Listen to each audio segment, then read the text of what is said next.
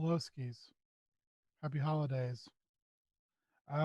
This is a special episode of Down in Outlands. I'm your King Ginger. The reason it's special is because couldn't play on Monday. So we're gonna play on Saturday this week. We won't be into too many kind of shenanigans here up front. I would prefer just to kind of get into it. So if everyone could introduce themselves and let everybody know where they currently are in game. Nate, let's start with you since you're next to me in the little boxes and our little multimedia prisons. I'm in a glass case of emotion. Like in the Phantom Zone. All right, I am Nate, your D&D ringer. I am playing Otterkin Rogue Twig Swift Strike, who is now forgetting what he was. I am now on a boat. I'm on a boat, but I'm a swashbuckler on a boat. Fair. That's where I should be, right? These swashes better look out. Oh, they're getting buckled. Oh boy. I am Shannon and aka Smarky Batch, and I am playing Charity Momart, who is a level ahead of everybody right now because she made some real questionable choices in the last episode. She might be beginning to kind of tinker with things that go into alchemy a little bit. Just saying. So that's exciting. And she was far away from the party hanging out with her BFF. Anon. They're very tight. Best friends. It's true. Can't argue with that. Okay, I am Cassandra. I am playing Amulet Sticky Fingers, and she is a Kender barbarian, and I am also on a boat. I'm Warrior. I play Echo. He is a Knoll fighter. He's an Echo Knight. An Echo Knight, if you will. And he's also on a boat, and he's got a laser gun. He does have a laser gun. Benjamin, did you bring your new present downstairs? Yeah, but it's far away from me, so I'm not going to mess with it today. Oh, I'm boo. going to save that present for another time. Boo. Oh my. Uh-oh. Yes. It's fine. It's probably No, fine. it's super fun. It's super fun. So you all arrive without issue back to the open house, back in Sigil. Charity, you and Anon and Luminal, you're able to get there, but it takes a little bit of time for the mere fact that Luminal informs Anon that a lot of the port keys and workarounds that you normally use or are very aware of are no longer functioning. And that is extremely disturbing to Anon and Luminal. They are both shook by that. It's never happened. So they are forced to work around that and use some pretty well-worn paths back into Sigil. Sigil. I think I say Sigil. I can't remember anything today. The rest of you were aboard Norhan's vessel, which, again, remembering it is going to be difficult, apparently, for me. It's the Heartless, and you're accompanied by Norhan's crew, of course, but also Keska and her dragon companion, currently in dragonborn form. And his name is the guy that Akka wants to kill, Dresk. That's his shortened name. And you run into the same thing.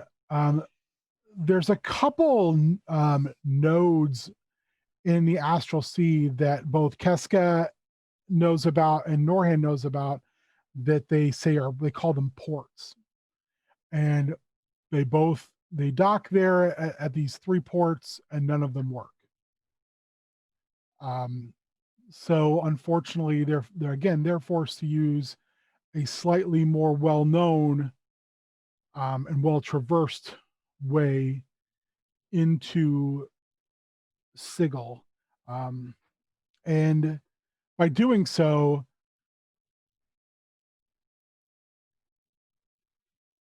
Norhand has to put one of her crew in charge of the ship because she actually has to leave it behind. Did you guys take any time to meet any of the crew members?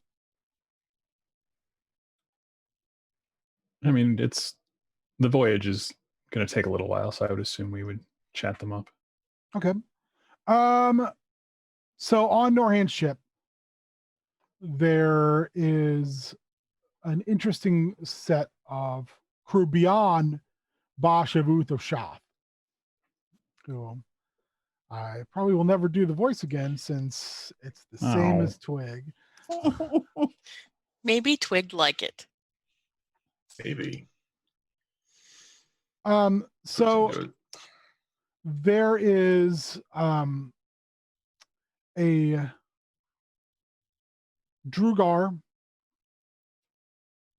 named Drot, and Drot heads basically boarding parties and search parties, and you get to see Drot, and he's working on something behind a large kind of canvas sheet. Is anyone going to go interact with Drot at any point? Also, Charity, at the same time, you have the opportunity to interact with Luminal if you want. So if there's any questions or anything you want to go over, also please let me know. Duly noted. Let me think on that for a minute. So you said he's behind a sheet? He's working on something. He's like coming in and out. He's got like a small workspace with kind of an interesting looking anvil and hammer and supplies, and he's working on something that's under this sheet, just hammering away at it. Occasionally you can see sparks and some different light sources behind this sheet. Occasionally you'll see there's 3 individuals. They look like large brown and gray skinned bipedal rhinoceroses. You've never seen anything like them. But they tend to come over and he speaks to them in kind of a broken common, and they kind of will hand him some tools, but then they'll go back to just kind of patrolling the ship. They seem intensely aware of Dresk. Next time one of the rhinoceros walks over to him, I'm going to follow it. Okay. Make me a stealth Just like check. tag along like we're friends. Are you being stealthy, or are you No. just like... No, just going with. All right, so you follow it. It doesn't really pay a lot of attention to you. It's carrying like some sheets of metal, and they're large. This thing's pretty strong. It's lumbering across, and it drops and kind of grunts, and Drot has got what looks to be like a large metal mask over his face and a wand that is sparking at the end. It's true, warrior.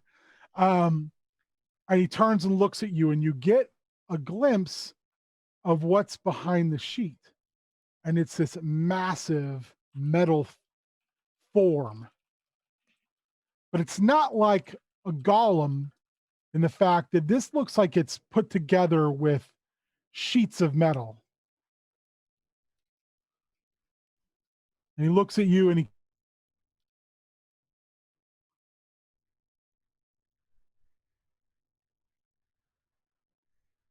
he stands perfectly stock still and silent. You're not sure what to do in the moment. Yeah, it does look like they're both frozen. We're going to get a break real quick.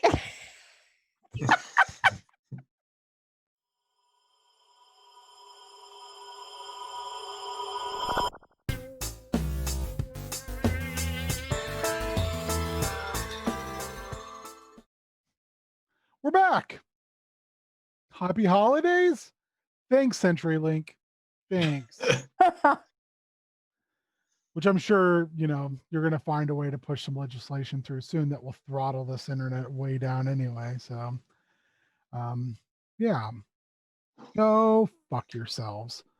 Anyway, where were we in our imaginary world? It's so much more fun than real life. We're behind a sheet. Well, are you behind that sheet? Amulet's behind the sheet. So is the sheet like in a circle, or is it just kind of separating half of the... It's like hooked to one of the masts and it's down and covering. And it looks like it's just almost like a burlap on the inside, on the outside. And when you get close, it looks like it's almost got like a protective film on the inside. Is it tent-like? So like I can't see above like the sky or anything too? Yeah, Or is it closes? It closes. It's tent-like. Okay. I'm totally gonna walk on in right behind the rhinoceros-like guy and be like, "Hi, I'm Amulet. How are you?" Drot looks at you and he goes, "Well, you won't. This isn't for you. This isn't for your eyes. Take I'm a just walk." I'm just exploring. Thought I'd say hi. What you doing?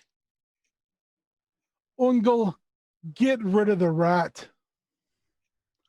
Oh, come on. The rhinoceros humanoid reaches down and grabs you by the scruff of your neck, picks you up and kind of looks at you. And there's almost a little bit of a grin and just hauls you out. I pet it on the head.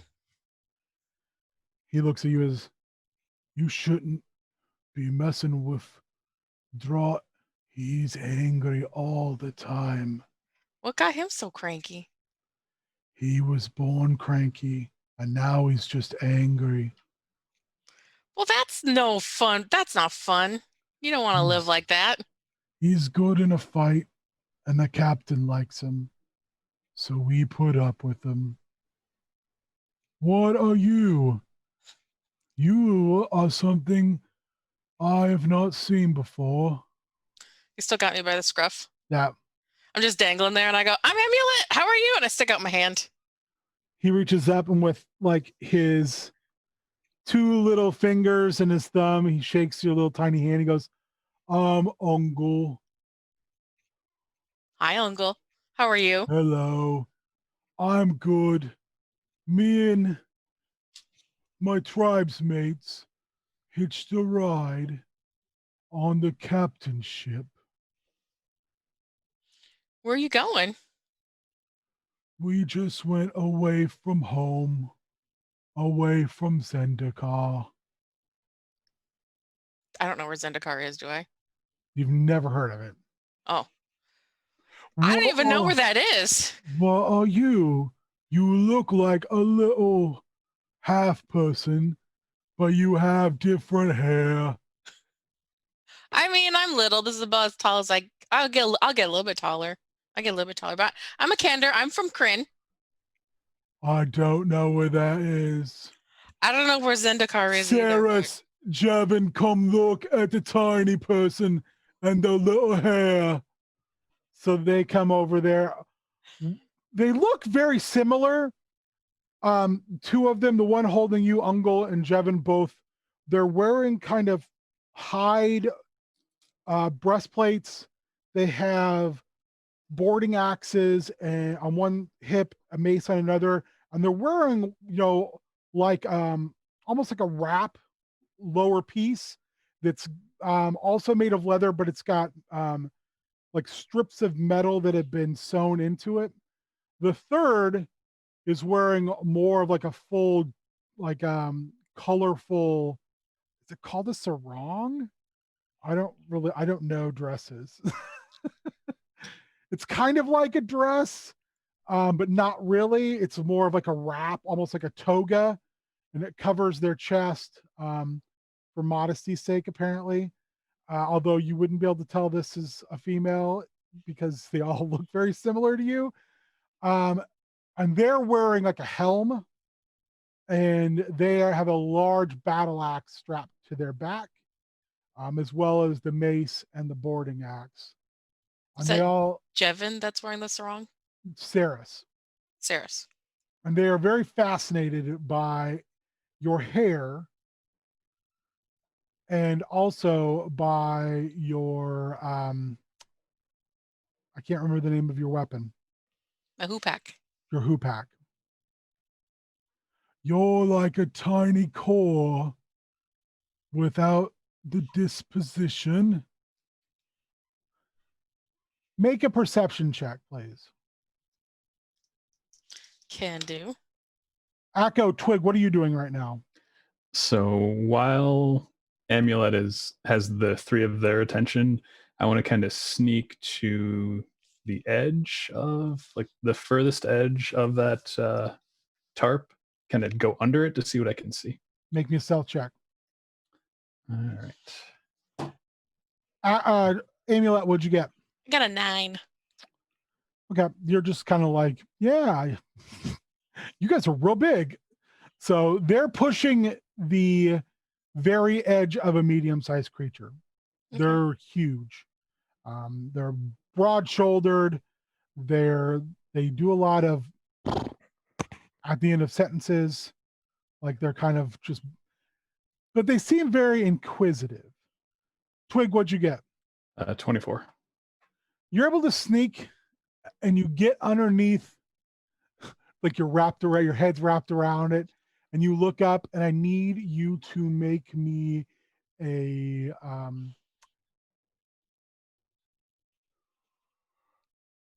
charisma saving throw with advantage. Oh, geez. Okay. Akko, what are you doing? Akko is at the front of the ship waiting for applicable targets he can fire his laser gun at for practice. Akko, are you like looking out into the void of the astral sea then? Yeah, he's staring straight into the void. You are surprised by a very soft voice that says, "Hello, I believe we have not been properly introduced." Like, looks around for it. Tumbling across the railing until doing like a double flip in front of you is a hooded Githzerai. And when you look, crawling like in between his robes are a bunch of very small but bigger than what you saw before rust monsters. Takes a step back, remembering what rust monsters do to metal. Oh, don't worry. They would not attack someone unless I asked them to, and their mother and father are down in the hold eating, so they'll have plenty of food later. You are one of Norhan's siblings, are you not? Yeah. He kind of stands up straight and he walks around you like in a circle, like appraising you almost, and then crumples down into a cross-legged position and just stares at you. And he just says, "This is fascinating. I've only met Keska, and as you can imagine, she and I do not get along." Oh, Keska, nice. Give me axe. Keska is complicated. I am Githzerai. She is Githyanki. Stares at them blankly. You can tell when you see him, facially, he looks similar. And he has, his green skin is a little darker. But he also, rather than where Keska has many different blotches of brown, but they seem to be interconnected, and she has some tattoos. His are very much ordered pattern around his face. He's got a short goatee that is braided to the point where it's very stiff pointing down. How you know siblings? You sibling? I am not. I am a member of this crew currently, and I am, how to put this gently in terms that you might understand as a youth. I am seeing Norhand. Oh. Oh, Twig, what did you get on your roll? And a 19. You're fine, but for a second, you think you're looking at a Umber Hulk, and then you realize it's an Umber Hulk made of metal. Oh my. You also notice that the back of the Umber Hulk is opened up. Like someone could climb inside of it. Where is Drat? You can see sparks on the other leg and cursing in a language you're not sure what it is, but it's definitely cursing. As you can see, he's got a big helmet on with a very strange, like, darkened visor, and is using a wand on the metal of the leg. Oh man, Charity would love to see this. And then I kind of sneak over and try to look inside. You look inside, make me a stealth check. Charity, do you have any questions for Luminol or for Anon? I think Charity would want to ask Luminol. This is gonna sound weird. Do you have any secrets that I should know? Because I feel like everybody the last like 2 days, there's been a lot of secrets, and like you're really like neat looking. They kind of are. Luminol presents as a male. He kind of stands up straight, and he kind of, his laugh is like the sound of songbirds. He says, there are many secrets to know. I, however, don't possess those. I gave them up to achieve what I am now. I cannot give secrets, though, of others, as that would be a betrayal of their trust. Yeah, no, that makes sense. That tracks. I guess Anon is my sibling and has been since I came to live in the open house. My other sibling is Billis.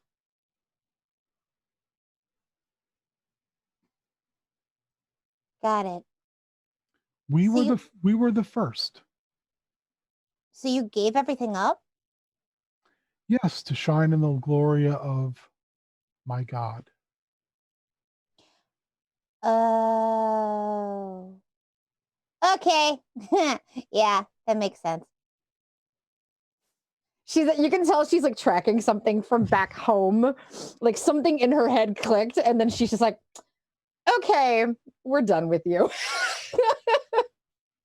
And you can hear like Anon is like basically says, well, fat lot of good that does if you can't even help Tawny. Kind of under their breath. And Luminol turns and looks and just says, I have tried, but what has occurred is something that, because of our father's condition, I cannot undo. What exactly has occurred? Like, that's the part I'm not understanding. If it's like, woo, so bad that like big crazy angel person can't help it, like what happened? What is so bad? Whatever was used to attempt to destroy our sibling was constructed of, well, a magic born out of chaos. And our father is many things, but he is a being of law. And while you and your siblings, and apparently our brother Brylan, survived, the brunt of the force was absorbed by our father. Our father has not returned home in millennia. And therefore, all damage he has taken has never fully recovered, as to go home would allow him to undergo a rebirth of sorts. It puts him in an awkward state because he can't go home, or so he feels. if he would just find, and at that point, Anon's hand goes right over Luminal's mouth for a moment, and he goes, ah. You know how these work. You ruin everything at the best moment. So wait a minute, like there's like, I'm sorry, I'm trying to wrap my head around the fact that there's like so many different types of magic, because like where I'm from, there's like 2. So if I'm thinking about this and I like logic it out, if there's like chaos magic and then there's regular magic and then there's weird celestial magic and then there's all this other kind of magic, like I really need to learn more about this place. This is really bananas. She looks like something in her head is like, she's just figured out that there's like more types of magic than what she's used to. Uh-oh, did they freeze again? I think Oh, no, they I think did. they did. CenturyLink. You guys. get at us. You jokers.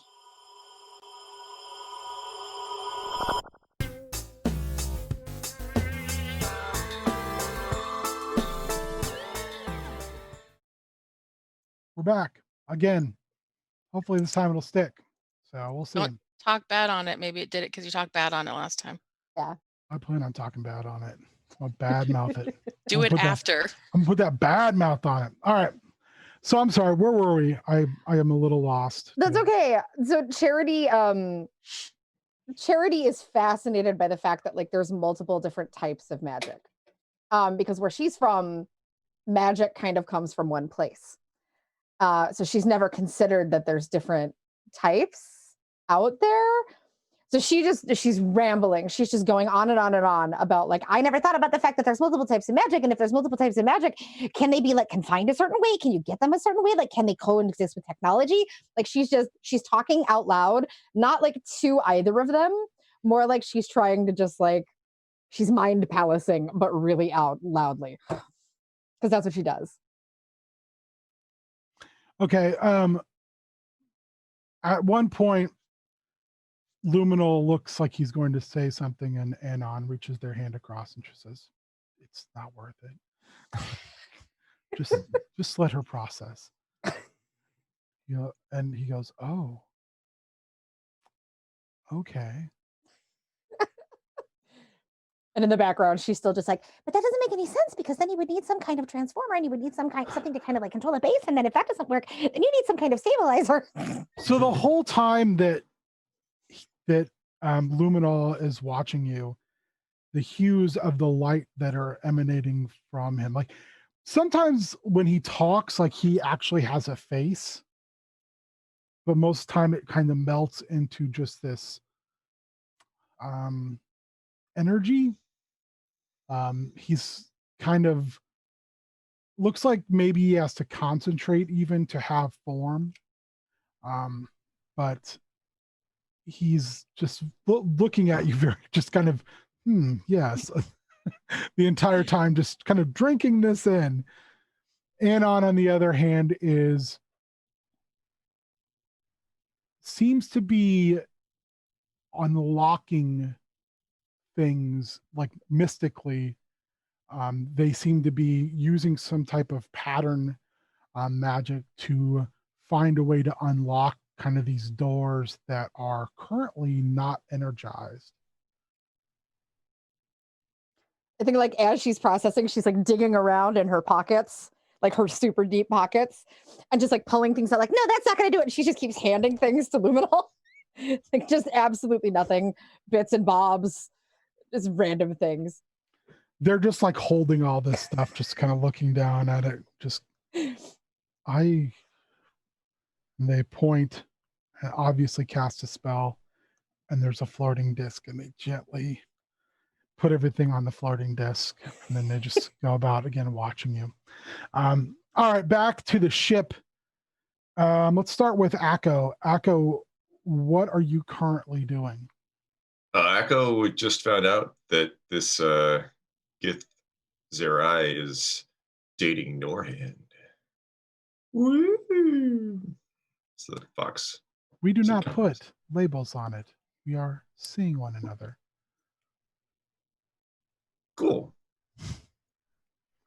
Would you like to see their parents.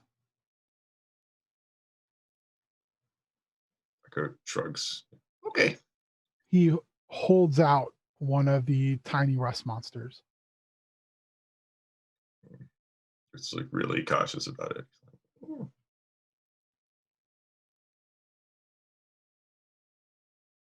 Oh no. Yeah, hold your hand out. Yeah. It jumps onto your hand and kind of scurries around you. And it looks like it's kind of getting ready to rub its little feelers on your mail. And you hear the gift's eye say, ah. And it turns and looks at him with its multifaceted eyes. And you can see there's almost like an eye contact there. And then it just crawls back up into your fur and just kind of nuzzles its way like into your neck and it's kind of sitting on your shoulder. It's about the size of my fist. Oh, okay. Okay. It's like, So the Gitzer eye leads you down and into the hold.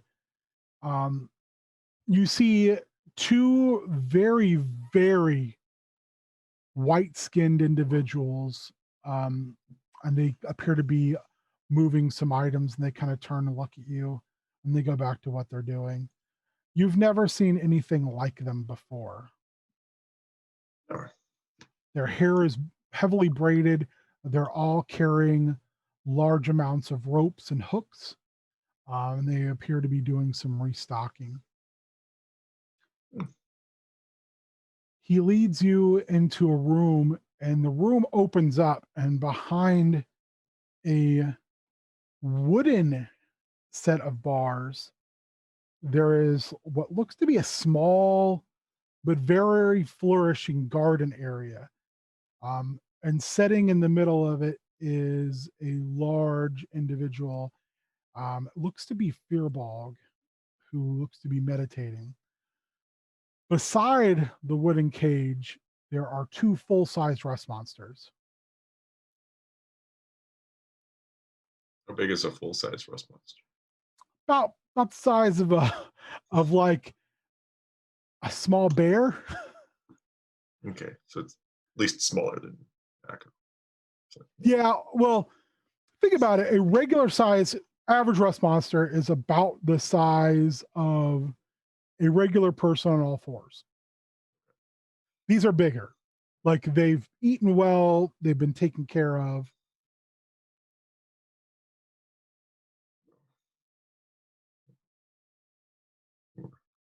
why down here?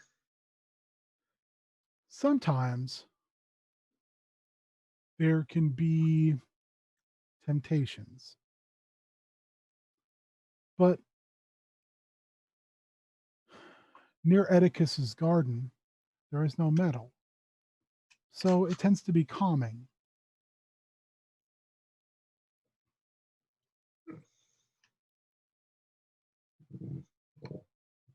Yours? Why on Chip? When I was separated from my hunting party, I was lost on a world for many, many days. I would say years. I ran into our helmsman, a powerful but sometimes kind words escape me. I am very used to speaking directly. It's fine. We cool. Obnoxious magician. When that magician took the helm's position here with Norhand, I tagged along. I had, by that time,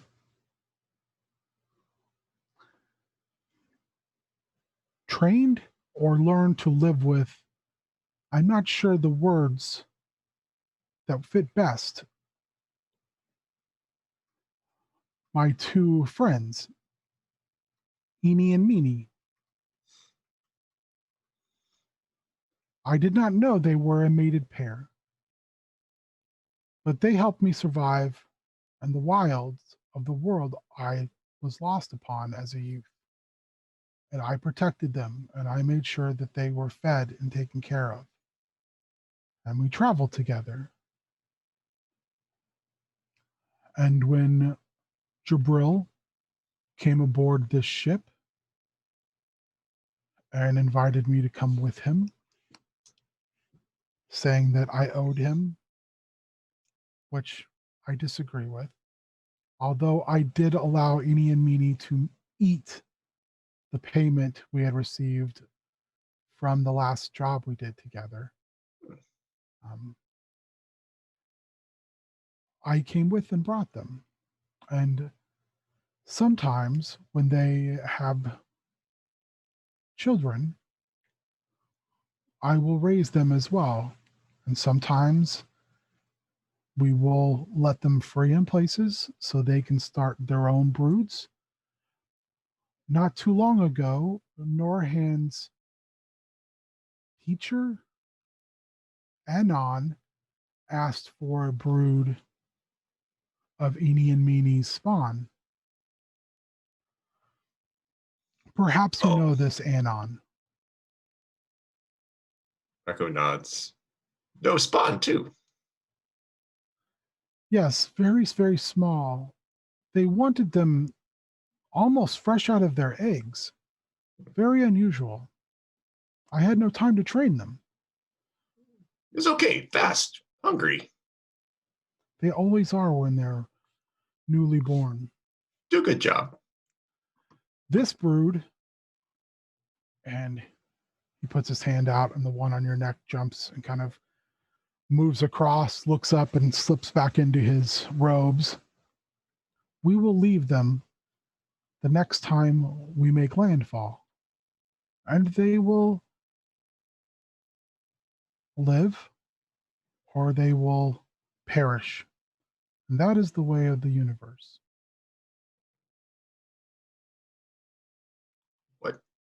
What? Used to hunt.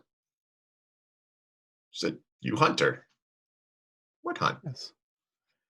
I and Githzerai, we are hunters of the Illithid who had previously enslaved our species. Once we were one with the Githyanki, one single race. Now we are two, torn by our philosophy, torn by our experience. One day, I hope that we can reconcile. I hunt the Illithid, but I also hunt aberration, things that do not belong in this world, things that would corrupt this world. Our multiverse is a fragile place. Surely you can feel that. It's just, Echo hunt Illithid too. Like, looks down at the gnome Ceramorph skull clipped to his belt. The Githzerai looks at you and says, "May I?" Yeah. He again collapses down into a seated position beside you and holds the skull up and looks at it. Says, "Ah, this is a Ceramorph. Very dangerous." Echo kind of like, You are a very powerful hunter indeed if you are able to slay this beast. They spread. Illithids and their ilk are like a disease. If our worlds, our multiverse, is a body, they are like a virus that spreads within this body, looking to override the host itself until they are all that remains. this one kill many. Many die. They usually do. You have proven yourself a mighty hunter to have slain such a dangerous foe.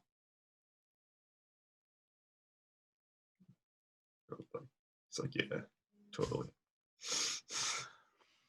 He slowly rolls backwards and with just bare fingertips goes straight up and down and then back onto his feet.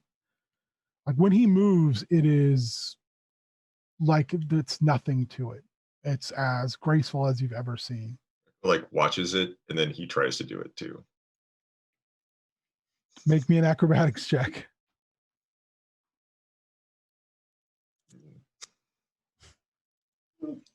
13. You do it. It's not as anywhere near as graceful, but you do it. And the gets your eye claps, and it's remarkable. It was okay. Do you know Sort of small down here. that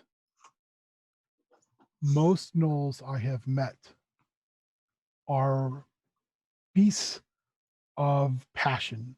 They are driven by a lust for slaughter. But not all. Like you, any being can master themselves and find true path and individuality. I applaud you and what you are and what you will become. Says, thank you. You hear a guffaw from behind the wooden bars. Looks. And rising his eyes. out of the plant life is a large firbolg.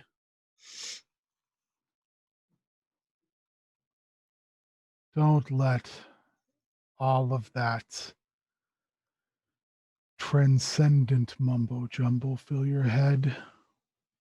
We are as nature made us.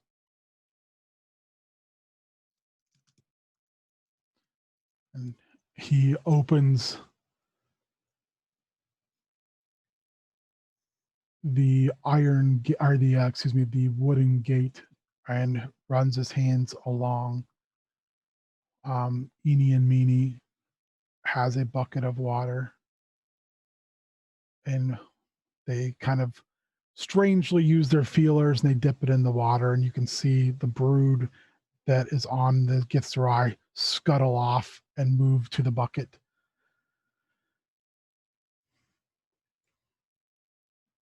Peerless can talk and talk and talk until his voice is raw. It's not about what you find within. It's what you take from without. You are a hunter. Are you not one with your environment? I supply air, food, and water to this whole ship. My grove travels.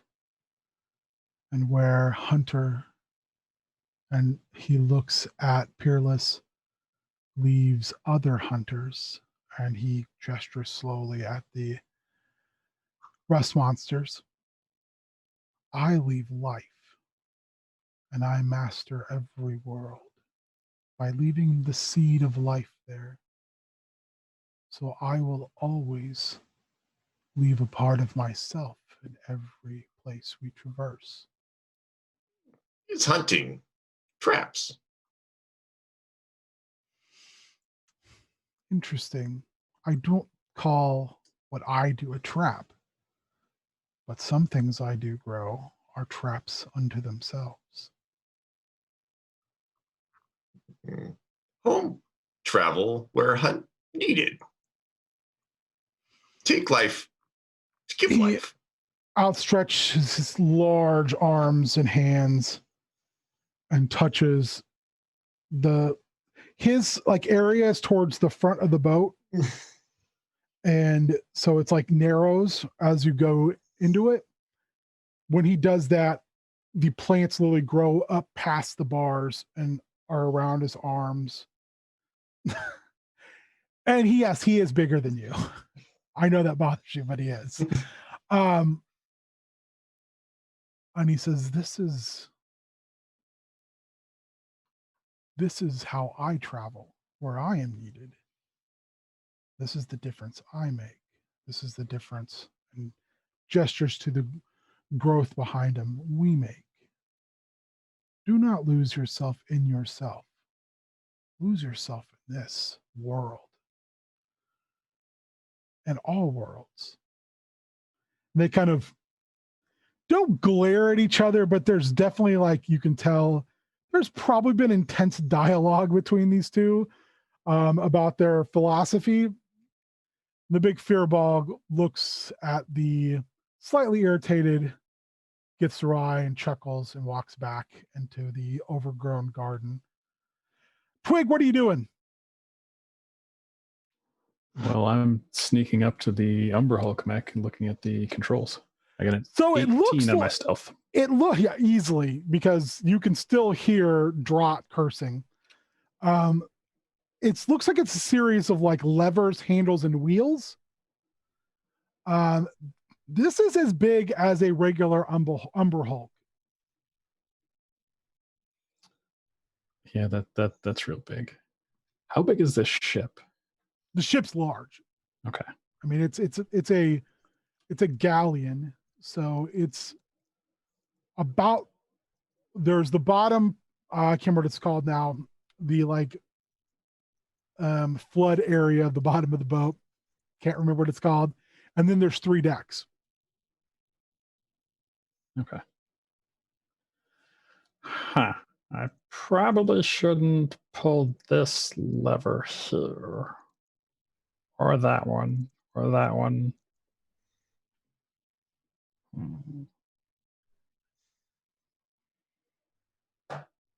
I pull the 4th lever I see.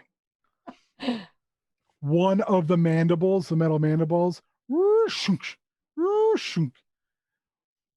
and you hear the burning stop. Oh, gotta go. Then You I start to go and try you to dive. feel a large gloved hand grab you by the scruff, and you turn your head to look, and there's dwarven boots kicking on one side, and you can tell that Drott is laying over the back of the hatch and holding on to you, and you're about 2 feet off the ground. So I'm just gonna squirm in. Let me go. Make me a athletics check or acrobatics. I'll let you make acrobatics. Acrobatics would be good. 23. You squirm out of your hood and shoot back off out of the tent, and you hear more cursing. Do you speak Infernal? I Twig? don't. Okay. You're very guttural noises. See you later. Amulet, what are you doing? I am acting as natural as I can be, dangling in the air, trying to have a conversation. Normal hand motions, just like I was standing on the ground. Saris, the largest of the 3, and the one in the sarong, says,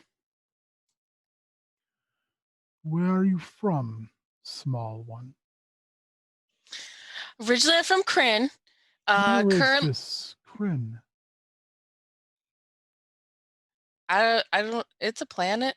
I don't know where it is in relation to where we're at. I kind of don't really know where we're at. We sail the sea astral, the worlds between worlds. Okay, yeah, I've never been here before, so this is new. You hear a voice that you could not possibly mistake. You've been here before. Bash of Utov has brought you from the astral sea. And Well, you that's 3 true. have work to do. Saris and Javon immediately go back to gathering things and taking them over to where Drott is. Well, they walk away. I go, bye. See you later. Talk to you later. Ungal says, "But this small one is so fascinating." Bushev, of Oth of Shoth puts their mailed hand on the rhinoceros person's shoulder and says, I register you'll be able to talk to her at another date. You have ship duties to perform. Yes, we shall talk later about Kryn, and I will share stories about the wonders of Zendikar. And I look very, very forward to it. gently sets you down on the deck and straightens your jacket with both of its enormous hands and says goodbye. Bye, friend. And Ungal lumbers over, almost steps on Twig, who is scurrying towards you, doesn't have his hoodie on. And you hear, oh, Twig, Boot of Earth of Shoth, happy to see you again, friend. You are so quiet. You sneak. Yes, I'm very stealthy. I'm definitely not running away from that drought who I'm pretty sure swore at me. In all the 9 hells, you bring furry beasts who thieve on our ship. And you see Drot clambering his way over, carrying what looks to be some type of tool, holding your hoodie in the other hand and stomping over. Bushav Ut of Shoth gets down on one knee, on one of its mailed knees, and says, what have you done, friend? I did not steal anything this time. No bothering. Nope, nothing. Just pulled a lever that made some noise. That is not yours. And tendrils fire out of the hand that is just ooze, grabs your jacket and drops it on your head. Hey, thanks. Drot is just steaming mad and just curses more in Infernal and stares at Uth, or excuse me, a Bosch of Uth of Shoth, shoots in the tines and stomps back towards what's beneath the tent. This is yours. Thank you. Boosh, so happy to see you. It's interesting to be on the ship. Have you come to join the Earth of Shoth? No, but I have been reading this book. I take out. I think it's yours. It is. I leaved it so you can read it, so you can understand the wonders of the Earth of Shoth. Perhaps one day you join the collective. Maybe. So can I read You it? already have the voice for it. I assume it's in a language I could read. Yes. It's Okay. it's like stereo instructions. There's like common, and then there's like a couple other languages, and the next paragraph's in common, and it reads like you're like, oh, I can read this, but it's going to take a while. Perfect.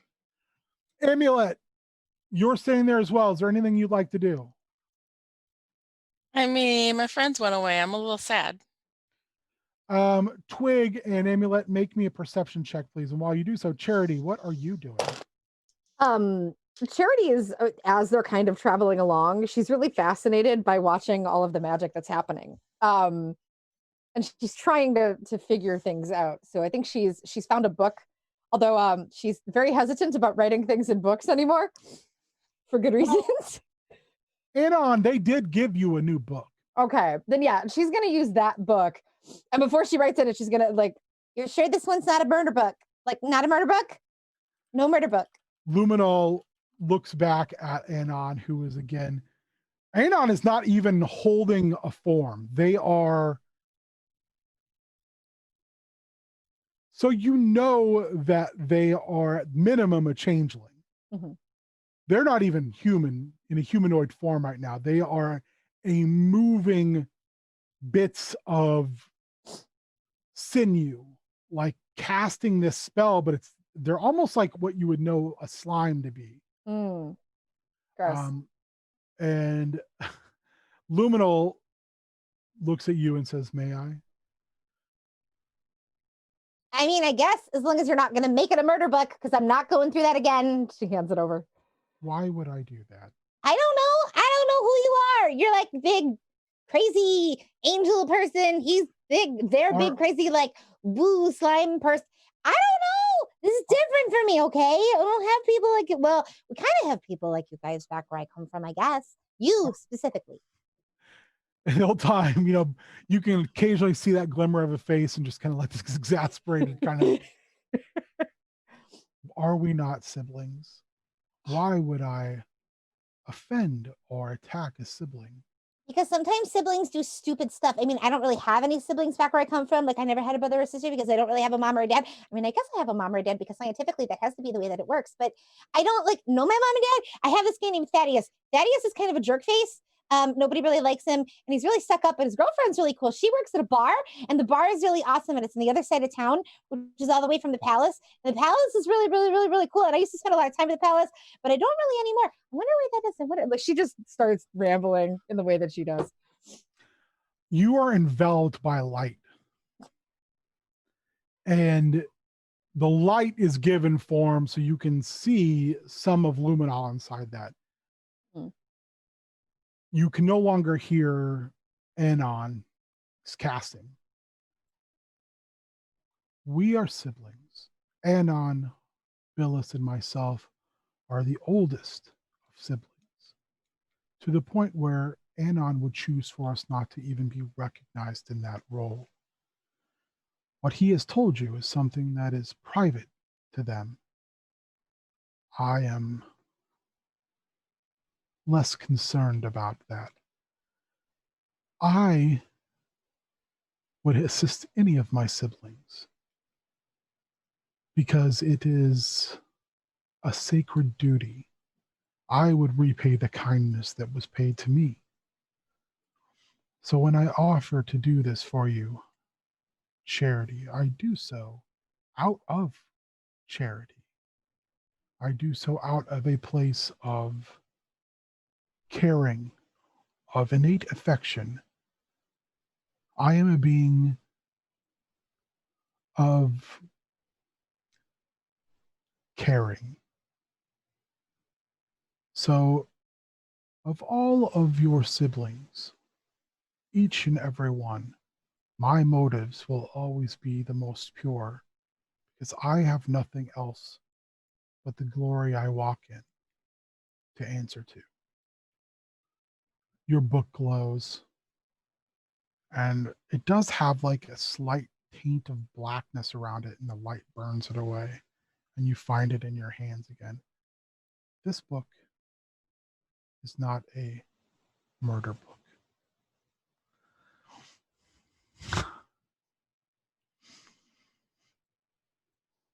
Okay, what did you do to it? I have removed. You can almost, then you can see the face, and the face looks very human at that point.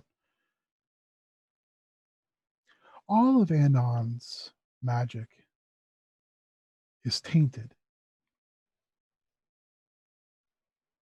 by who Anon is. It is not a wrong thing. It is simply a thing. It does not change my view on my brother whatsoever. But when something is tainted, there is always the potential for it to become, as you say, a murder book. I have chosen to remove that portion of it while still keeping the ability for you to speak with Anon through that book.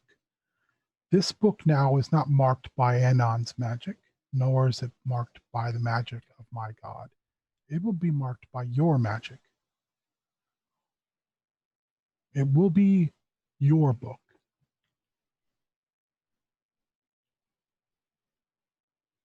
Interesting. Corrupt magic. he turns and the light opens up, and you can see again just kind of this flowing form of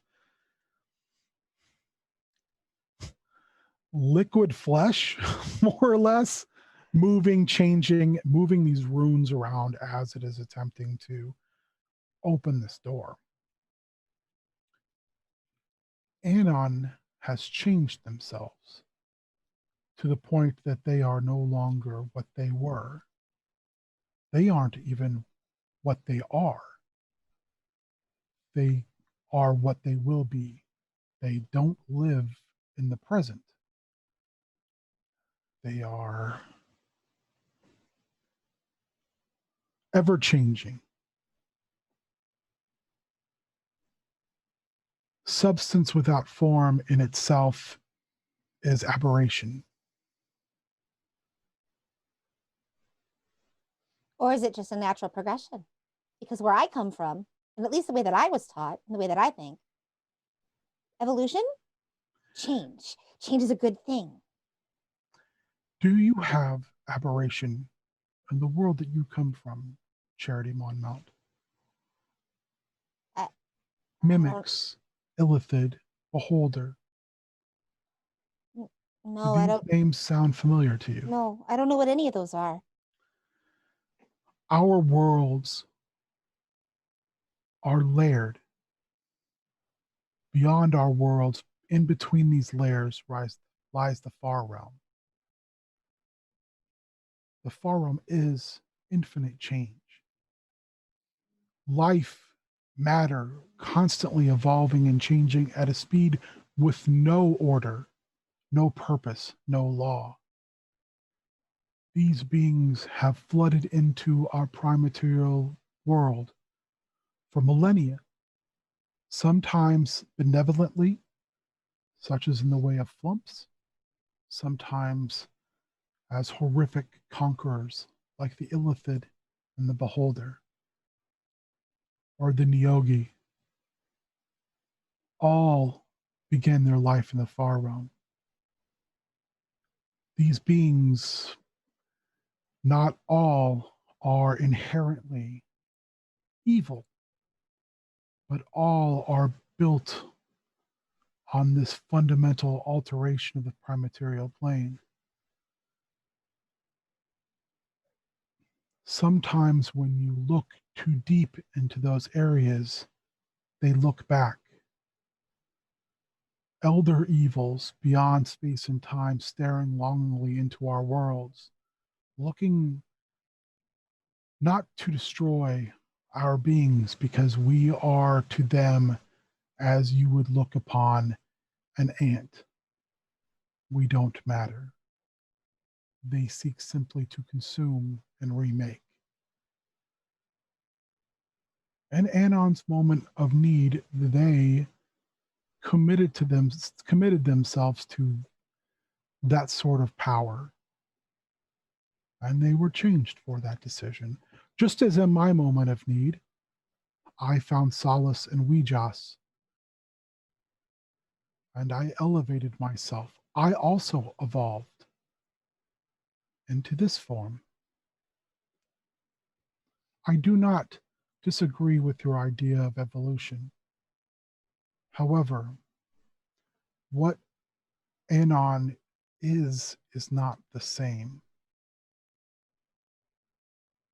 I have evolved, but there is no taint on who and what I am. Unfortunately, my brother has taint. Don't laugh, Nate. They have tainted themselves.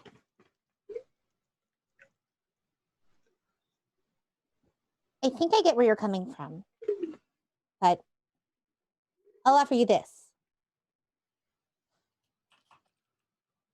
I've seen what happens when order goes too far. I've seen what happens when control and balance goes way too far. And it doesn't care who it stomps on. It doesn't care whose lives it changes. It doesn't care about anything as long as it's for, the greater good. And I don't. She's like, you can tell she's just getting like frustrated. Like she doesn't. Charity is like slightly spectrum. So sometimes she either has too many words for something or just like she can't articulate the words. And you can tell like things are shifting in her. Like her face is starting to turn red. She's fidgeting a lot with like her fingers. Luminal actually steps out of the light, and Luminal is almost your size. Barely taller. Very, very lithe, very skinny. They're no longer glowing. The glow is all around you, but we just, their law. The law has to be tempered. We just is magic. You can see magic all around you. You have magic. You are magic. We just is vanity. Am I not beautiful and frightening to behold? I am not so vain, though, to not allow others to see what I really am. The Ouijas is death, because all things live and all things die. Anon, my closest brother, they became what they became to avoid death. That is their taint. I love my brother Billis dearly, but Billis is dead, undead. Billis feeds on others, cheats death itself. Oh, murder book. Got it. Okay, cool. That's really weird. Lumina looks at you like he doesn't understand, shrugs, and steps back into the light, and the light consumes him, and he goes back to being giant, 8 foot tall, glowing angel form. And you hear a noise that almost sounds like words. And then all of the runes come together and spin, and a portal opens. There's a puddle on the ground of raw biological material that then forms itself up into Anon themselves. You nasty. And they say they are visibly just sweating. I've gotten us where we need to be.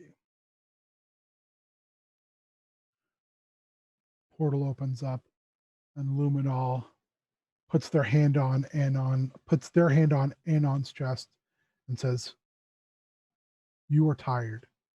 I will go first." And they step into the light. Anon reaches out their hand to you, looks down and says, "I know he can be a bit much." Yep.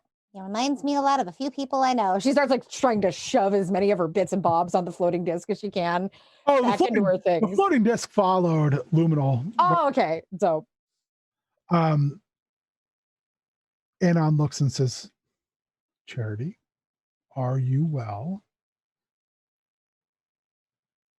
I mean, I guess that depends on your definition of well. I mean, I'm not unwell. I don't feel sick or anything. Why? Do I look like I have a fever? If I have a fever, I should probably take my temperature. You look slightly overwhelmed. I'm fine. I'm fine. Hey, we should go into the big glowy portal thing. You okay? You look really sweaty. Do you need something to like wipe off your face? Because that's kind of gross. Nobody likes sweaty people. Sweaty people are nasty. Anon gives you a very discerning look. It's almost like they're looking through you. Make me a deception check, please. Crap. Let's see.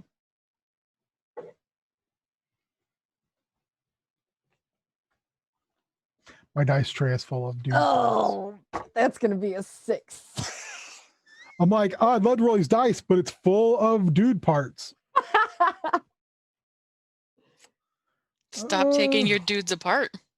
Well, I just like needed spots to like put arms and legs and tiger heads and all kinds of Skeletor arms. I don't know. You know, like one does. I go, okay. They aren't buying it.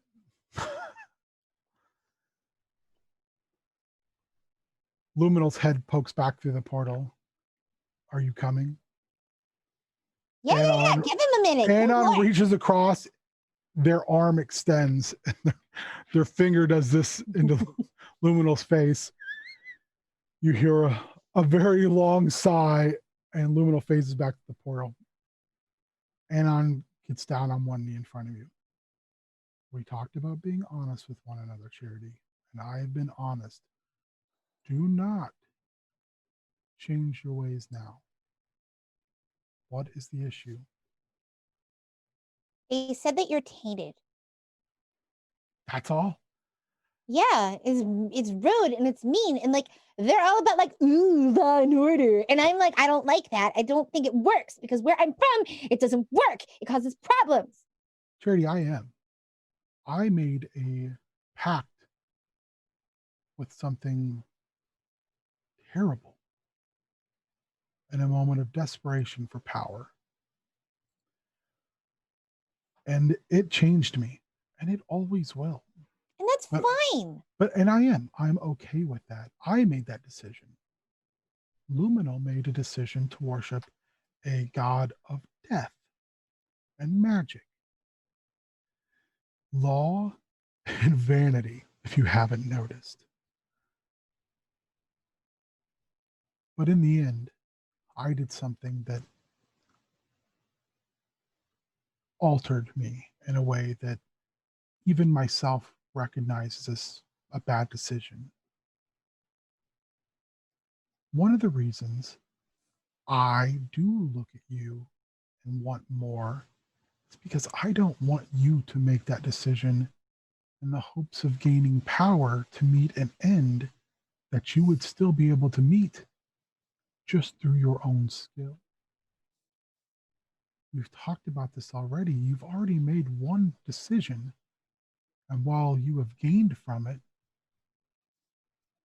they stand up and kind of brush their clothes straight, and you see their clothes like ripple, almost like they're alive, has altered you.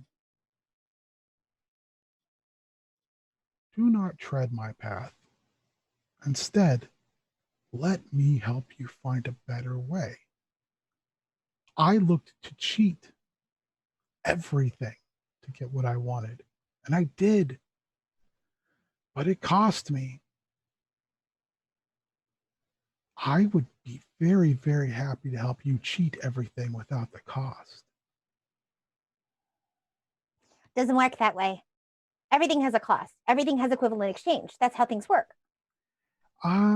I always tell each and every one of you that everything has a cost, and it does, but let's mitigate the cost. You can't mitigate a cost. If something has a cost, then you have to pay the cost. That's how it works. There's ways around that. We'll call it creative mitigation. Because if I paid full cost, I would be burning Sigil to the ground right now. I would be opening portals and letting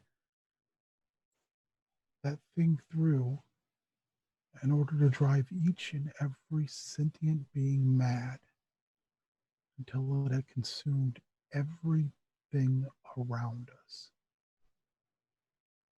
But I don't do that because while I paid a price, I have avoided paying full cost. Does that make sense? She looks really suspicious of those words, like something has shifted in her mind, but she nods. It's a lot to take in, Charity, and there will be a lot more to take in. Your siblings, and you can see them just biting their tongue when they say it. Our siblings are a diverse lot. Some of them you will not like. Some of them I don't like, but they are ours. None of them here have outcast themselves or done anything so horrible that they have been driven off, because those that have wouldn't dare show themselves. They will live and die as your siblings. Treat them as such. All of us are flawed greatly. Give them the same benefit of the doubt you gave me. And I know you don't now, and I can tell you don't now. And that's a price I'm willing to pay, and I hope in time you'll look at things slightly differently. But it's understandable. Fair enough? Yeah. Yeah, fair enough. Anon puts their hand out, She'll take it. and you walk through the portal. All right, Twig. Let's start with Akko. Akko, what are you doing? So the Furbo like says their piece, and then so they try to start like to walk back to where they were. Mm-hmm. So as he's like finishes that sentence, Echo is going to manifest his echo right behind the Furbolg, like sort of on all fours. So when he like either turns around or takes a step backwards, he like trips over the echo. All right. He trips, like he stumbles backwards, and like you can see kind of the haughty look come off of his face. He's like, oh! And the branches of the trees grasp him and set him back down in his seated position. And So like his look goes from like sheer terror of a moment to fall on my ass to just like, and he looks across at Peerless and says, watch out for this one. He's got fire in him. And he kind of giggles in the door. The arms of the trees, like the branches, pull the door shut. Echo sort of looks at Peerless, and he says, sometimes grow without sea hunter coming. Some tame nature. Echo hunt where needed, but Echo always hungry. He looks up and he kind of nods, like he's processing what you're saying. Understandable. At that point, you turn around and Dresk is standing there, and Keska is leaning against the doorway. She says, Little Hunter, why would you spend time with fake Gith, with paltry imitation? She spits on the ground in front of Peerless. It was like, WTF, sister. He's like, it's nice. That Rust Monster. Go like Rust Monster. The Rust Monster, Eenie and Meanie both get up, and they're like kind of circling beside Peerless, who stands, hood still down, but now his head's down so you can't see his eyes, and he slides his hands so you can't see them either, and he becomes completely still. And she walks around him. She looks at the Rust Monsters, and she pulls her blade out just a little bit, and they kind of flinch backwards. She Sort of.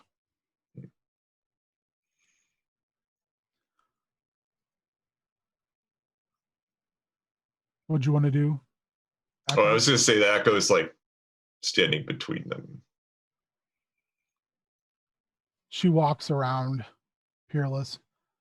You think you are so special because you share her bed. You are nothing.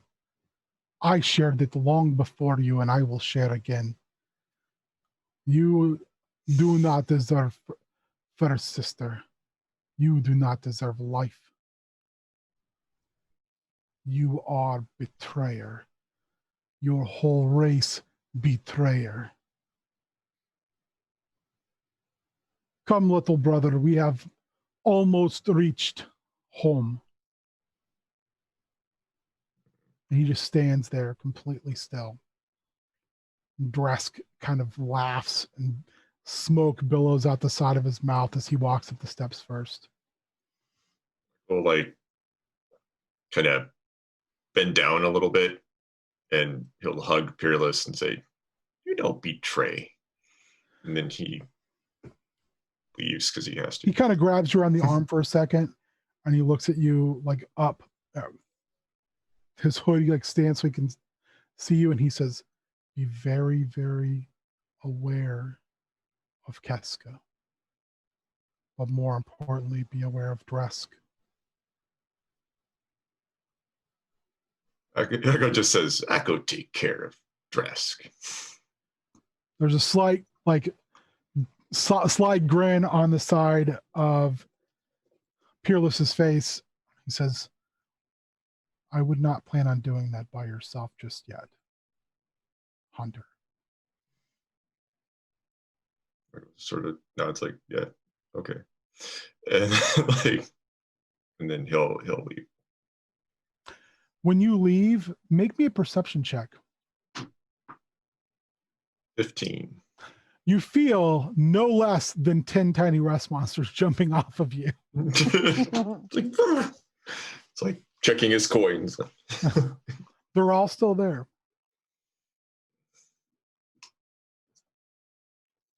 Amulet, Twig, you're on the deck when Norhand makes her way up. She kind of looks in and she's like, "I'm really sorry this is taking so long, but like all of our ports, they're closed." Is that normal? No, it's not. Tell me again what happened with Father.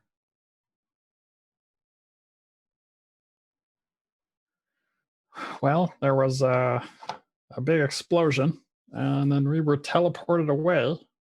I'm not sure. We haven't had the chance to talk to him since then.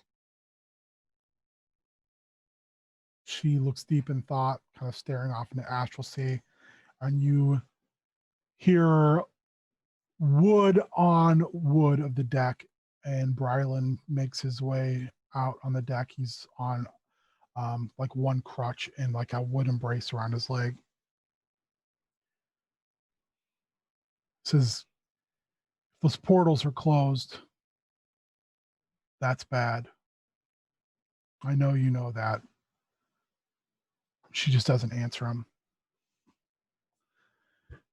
Dresk, Keska, and Akko finally make their way out onto the top deck as well.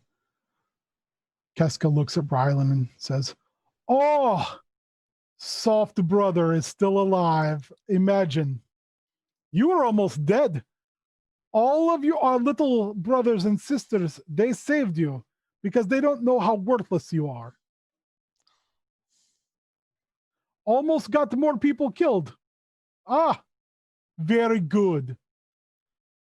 Is like ignoring that and like runs up to Brylan and like picks him up. He's like, "Ow, Hugs him. ow, everything hurts." "Brother, okay. Yay." You also notice when you do that, like that shimmering field around him is like blotchy, like it only covers certain parts of his body. He's like, "I appreciate that, Echo," and he kind of hugs you with one arm back. He's, "Please put me down. I think you're dislocated my rib." Puts him down and kind of pushes his rib back into place. Giant no thumbs up. Yep. Yes. Yes. Help, brother. He just kind of looks at it and he goes, "I pushed out as much as I could, but I couldn't reach Tawny. And then we just, everything just went white. I think he's dead." And everyone is quiet for the next few minutes. And The Heartless pulls up beside another moat. Norhand hops off, determinedly walking, and starts casting some type of rune magic, and a portal opens. And she turns around and looks, and she's not yet. And she walks through. And Keska walks up behind you and starts to usher you all with their hands on your backs. Come, come. Time to go face musics. Brylan too. Is Brylan coming or is slowly behind you? Dresk is the last one. I could like grab his arm and help him. Come on. Do not help.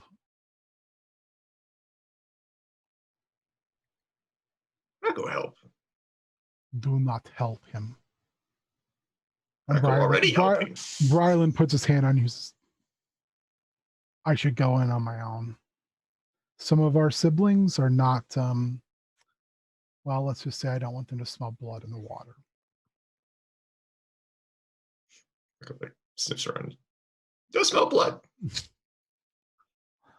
It's a, I don't want them to see me weak, Echo. Go, like, let's go, and sort of like stands him up a little. Grabs him like under the armpits and like stands him up.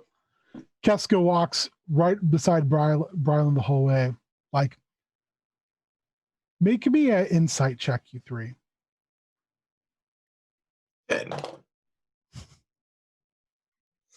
Natural 20. Wait, actually. Echo, you're kind of like almost like giving her like the look of like, don't push this. What'd you get, Twig? 6. Twig, you're just like, hey, we're going home. I can take a bath. Amulet, you notice that Keska's standing close enough that one hand, she could grab him if he starts to fall. So it looks kind of like she's shitting on him from afar, but up close, it looks like she's there to like support him. He really cares. You can't tell for sure. Natural 20, yeah, you can. There's begrudging love there. I mean, that's what Amulet thinks, that like she really likes him. You walk through and you're in this grand hall, the same grand hall you've always come into that opens the open house. And it is hopping with people. They all kind of halfway turn to acknowledge your entrance, but most of them just kind of move back to talking in their small groups. At the same time, across the hall, the wall melts away and a 8-foot tall glowing being floats into the room. A few seconds later, followed by Anon and Charity holding hands. And then the wall morphs back shut. How far away is that? Across the room. I'm gonna run across the room and grab Charity by the hand, jump down. Charity! Oh my God! What? You were gone. I know. You're back. Yeah. How did you get here? Oh, dude, it's such a story. I will have to tell you about later because, like, I do not even begin to understand what the hell has been going on. Where are you guys? There was like stuff going on, and like, I was. What happened? Oh, we met a dragon guy, and we got on a boat, and there. Wait! I missed a dragon guy. Okay, wait. No, you gotta catch me up on this. You hear a voice go, "Dragon," and you turn, and there's a smaller but very muscular half elf with a pointed beard, mustache, close cropped hair, wearing a very like Marvel Hercules-esque outfit. So he goes, "Did someone say dragon? Did you small ones say dragon?" I mean, she said dragon. I mean, I've seen lots of dragons Tell me, in my day. halfling, where is this dragon? Felix hungers for combat. My sadness can only be overcome by glory in combat. This guy's a Also, weenie. I haven't killed a dragon in like, I don't know, 10 moons. So, I need to really deal with my emotions. You seem kind of like a weenie. Are you a weenie? The amulet, does he seem like a weenie? Because he kind of seems like a weenie. Kinda, yeah. Yeah, like, no offense. Weenie vibes, dude. Mm-mm. She like grabs the amulet. He and like goes, looks around. dragging up. He like looks Okay. around. He leans down a twig and he goes, "Do I seem like a weenie? I mean, I'm like, my mom's a goddess. I feel pretty good about myself most of the time. Kind of a little bit. Echo's looking at him like, this Killed is a the hydra. coolest guy. I've killed a hydra with my bare hands. I mean, like, that's really hurtful. Words hurt.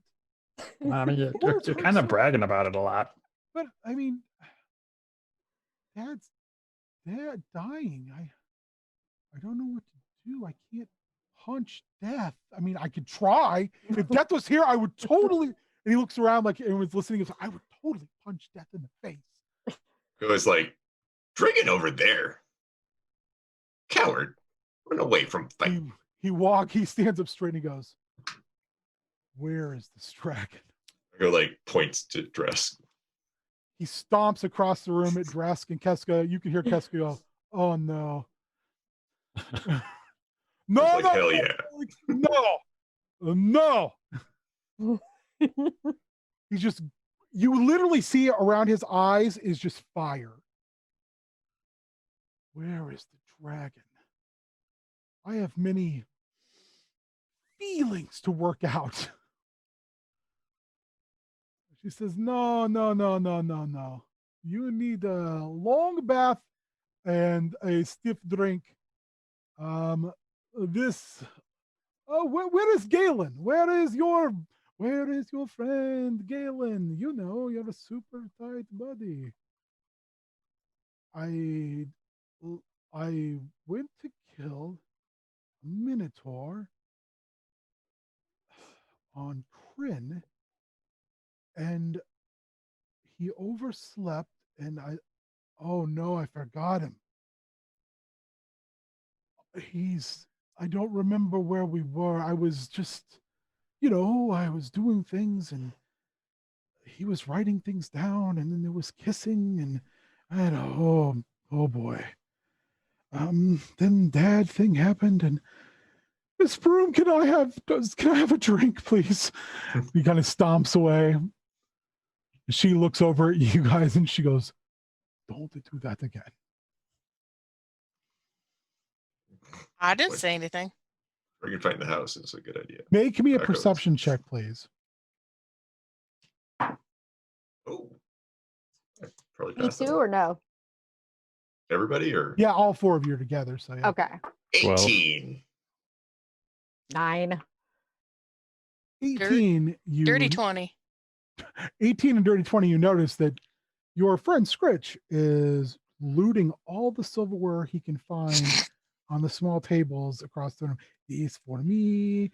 This for big dog friend Echo. This for me. This for tiny angry halfling girl. This for me. He kind of looks over at you guys and goes, Echo just big wink. Echo just looks at it, amulet, and is like, skitch steal gimmick. Skitch was original thief. Long before tiny angry halfling girl tried to steal everything not nailed down. I don't steal things. I borrow them. I steal things. I am definitely not conflicted. Stealing is mean. Borrowing, you give it back eventually. He's like, he has one side of his cloak is leaning way down and clangs when he walks because it's so full of silverware. And you hear Miss Broom's voice go, I can't find all the silverware to feed you all. I'll have to go look again. And she walks off. So this is home? Does Skitch have bed? I can hide all of our ill-gotten gains beneath for later when we go and sell it for the money. No, don't steal from home. Oh, I go give back to mechanical woman. Yes. All right, you will come with me, tiny dog friend Twig. So you see those two walk over there, and you guys can't really hear what's being said. Miss Broom is like looking down and shaking her head, and then you see Skitch point at Twig and go, oh. Then they walk back over, and Skitch, again, you can see just slightly beneath his covered thing, just kind of a huge grin on his face. 50-50 blame. How dare you? Hey, we as brothers now. We as commit crimes together, eh? So did Charity grow during this year? Charity looks older. Echo like sort of is like squinting down at her, and he's like sort of like smell What? older. Smell older? What does that even mean? That doesn't even make any sense. How does somebody smell older? That's gross. I was looking at her like, how can you not possibly understand what smelling older is like? She's looking at him like, how could you possibly mean anything logical with that sentence? They're just having a stand up in the middle. She's just staring up at him like. Amo just looks at Charity and goes, "You're older?" I mean, I don't know. Maybe that's how it worked. Smell it, right? Smell older. How does everybody say I smell? She's like smelling her pants. It's I like, don't smell anything. Echo like looks to Twig like, come on, buddy. Lady Morma makes her way in, and people like these groups part, and she walks over and she slithers all the way around you. And she's so big, like her tail meets her body and still kind of covers where you guys are. Are we in the dining hall of the house or are we somewhere else? You're like in the entrance hall. The entrance hall. Okay. She looks down at you and she says, he wants you to come see him. Okay. Is he okay? Skitch goes, who? No, not you. You stay here. Oh, now you too good for the Skitch. We do crime together. Now you're like, oh no, Skitch, stay in room with adults who do not like your dark skitchiness. Oh, bad dogs, Twig, bad dog. Go sort We'll of be looks back. between Charity and Skitch, and it's like, Keska to walks Charity. over, leans over Lady Mormont, picks Skitch up by his robes. She looks at him. She goes, I take your trash. Go see father. And he just looks at you like, don't leave me with her. Lady Morma, she leads you through, and you come into a large bedchamber. Sitting at one side of the bed is Bliss. And she's holding Tawny's hand. And he looks like a cat that's had all of its hair burned off. One of his ears is missing. One side of his face looks awful.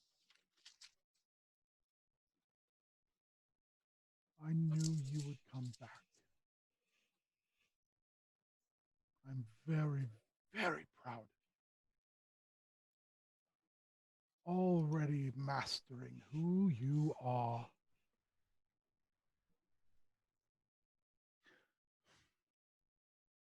I meant to do this earlier, but fate intervened. And for that, I am truly sorry.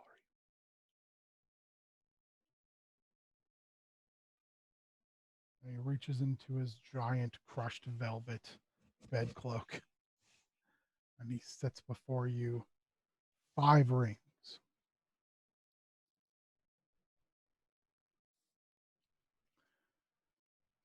This way you will never lose your way home. Each of your siblings wear one of these. It is a a token of affection, a token of loyalty,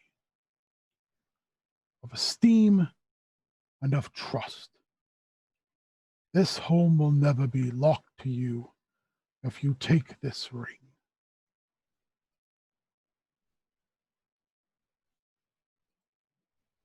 Okay. And Twig grabs one, puts it on. Amulet would take one. Bliss sees you do that, and she kind of looks and she says, "Are we putting these on?" Can I make a perception check to see, like, Charity's real wary of this after what discussions have been had. Can I make like a perception check to see if anything Yeah, of course. shady happens, or she's not trusting this scenario? 17. Yeah, when Amulet, did you put yours on too? I picked it up. I haven't put it on yet.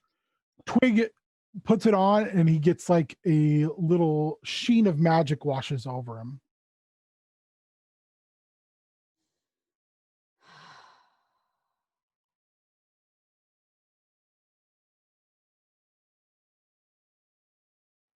Does it So seem how- like, can I tell anything? Does it seem like safe magic? There appears to be no outward changes to him whatsoever. Do I feel different? Make me an Arcana check. Okay, that'll go well. Dirty 20. You feel as if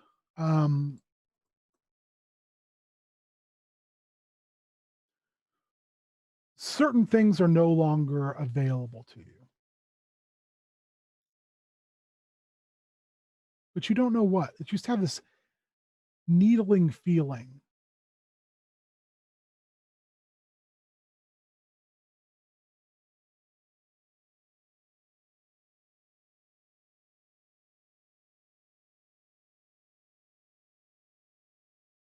I mean, I don't feel bad.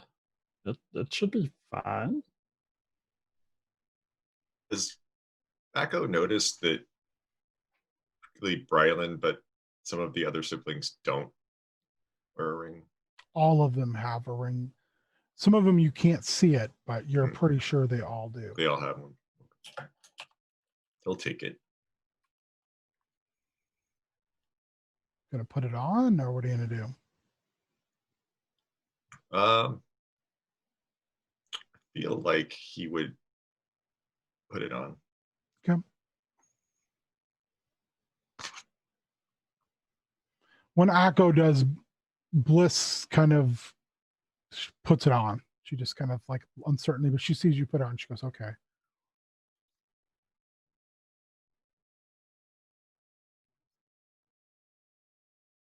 Can we ask our Uncle Tawny what it is? What's the point of the ring? As I said, it is a way for you to return home. Always being able to find the open house, regardless of where you travel along the multiverse.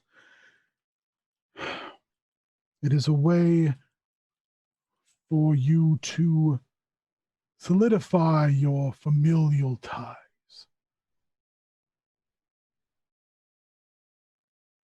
What happens if we ever take it off? You can't. Only I could remove it. What happens if you die? Then that would fall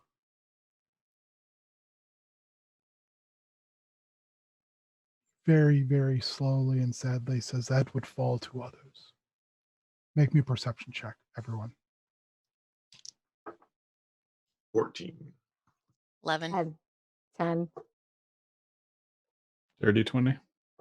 Dirty 20. Twig, there's a weird smell in the room, and you turn and look, and in the shadowy corner of the room, there is a medium tall individual shaded completely in darkness. Who's that? That is Billis. He is one of your siblings. Charity actively steps back 2 paces. He steps out of the shadows, and he is a absolutely stunning elf. looks though like he's maybe 16. So young even by Elven standards. And Charity especially, you know that's not true. Mm-hmm. He says that would fall to myself and my siblings, as we are Tawny's first. When Cherry takes a couple steps back, Echo takes a couple steps forward, just in case. He's dressed in all black. Like he's got one of those overcoat things that like comes to a point and buttons and then flares back out. Kind of almost like priestly garb. Completely flat-faced emotionally. Hair cut in very sharp, severe angle, very short. Definitely elf, no facial hair. And almost an almost angular to the point of severe kind of facial features.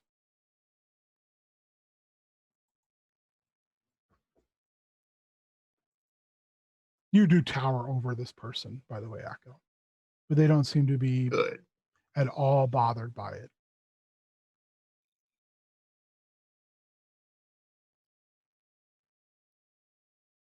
In fact, they just kind of walk right by you, barely brushing you, by all of you, right up to where Bliss is sitting. And she just kind of looks around. And he looks down at Tawny. He says, if you don't go home, Father, this is the last opportunity you get.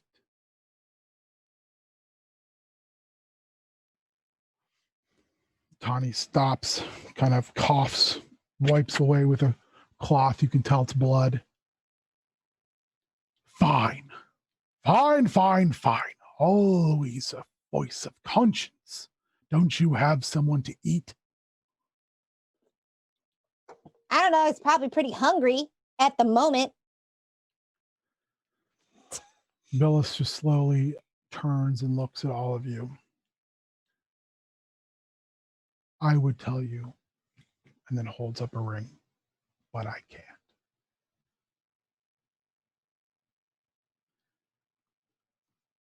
Fine. It's a ring. It's a geas. It doesn't allow you to speak ill of me, to attack me. It doesn't allow you to tell my secrets. And I have many secrets. It protects all of us.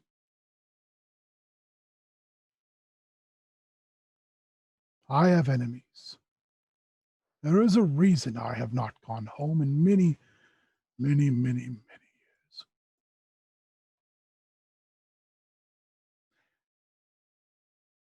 I want you all to make me a perception check at disadvantage.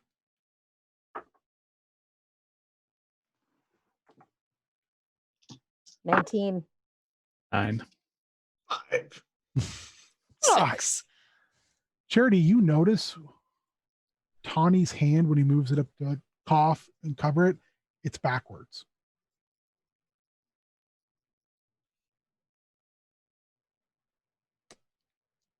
You really don't look good. Well, when one wants to avoid complications from the blood war, one doesn't go home very often, and I have absorbed a great deal of trauma, and even more so recently. That device was not just created to attack Brylan. Something strange is going on, and while I may be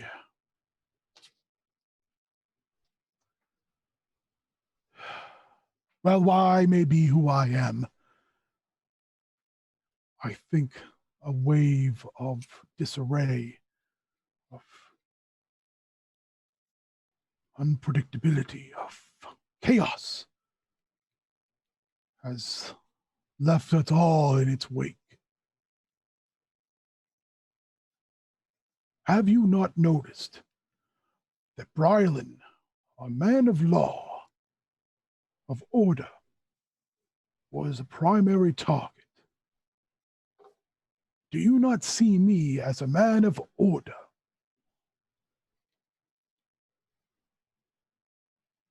Was I not a secondary target by these assassins from Portlish, this dying embers cult?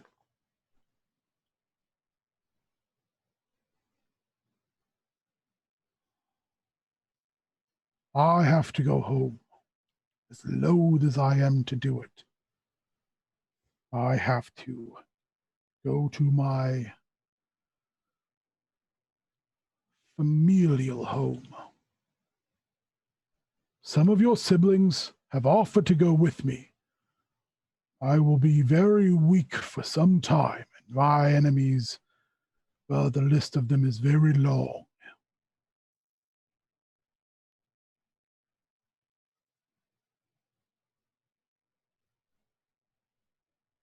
Who's going with you? Well, primarily siblings you have yet to spend time with. To my knowledge, because little did I know you are going to meet others of recent. But I am relatively sure you have not met these.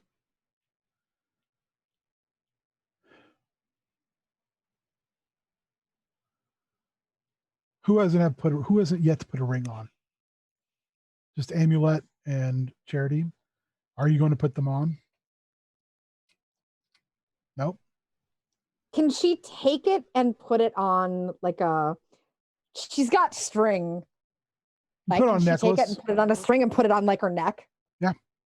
Yeah. You don't have to put it on your finger. I'm assuming Akko's going to wear it as a earring. So If she, I guess here's my question, because she'd want to know before she takes it, does taking the ring physically kick the spell in? Okay, just putting it on. Putting it on. But if you put it on a necklace, that's the same thing. That counts?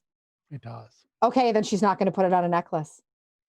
Yep. She'll take it and she'll put it in her pocket. Amulet, what are you doing? I think Amulet would put it on. He looks at Charity, and he actually has like tears in his eyes. Says, "It wounds me greatly, child, that you would cast myself and your siblings to the wind. But all I can do is be honest." And looks at Billis just with just disdain. "I understand. You don't trust me. I have given you all no reason to trust me." And he stands up in his cloak, and his hands are turned backwards. He still looks kind of like a tiger, burned up tiger.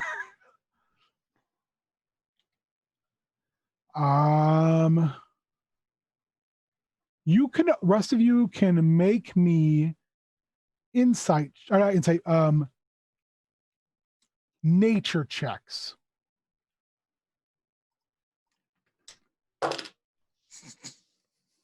10.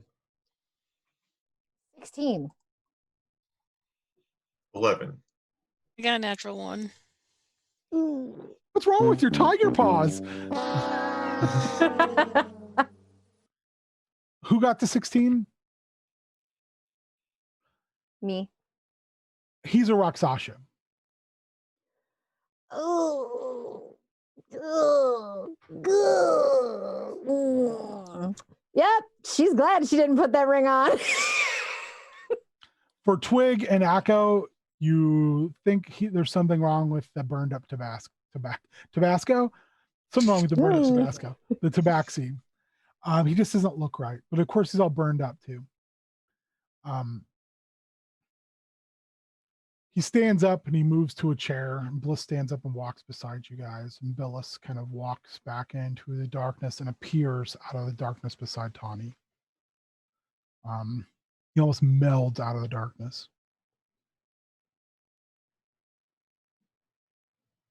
I go back to the 9 Hills, where I come from. I left long ago because I had no interest in the Blood War. I found my safe haven here. And I built this home, and I built allies who became family, and I realized I had much to give. So I took in strays as I was taken in by this city.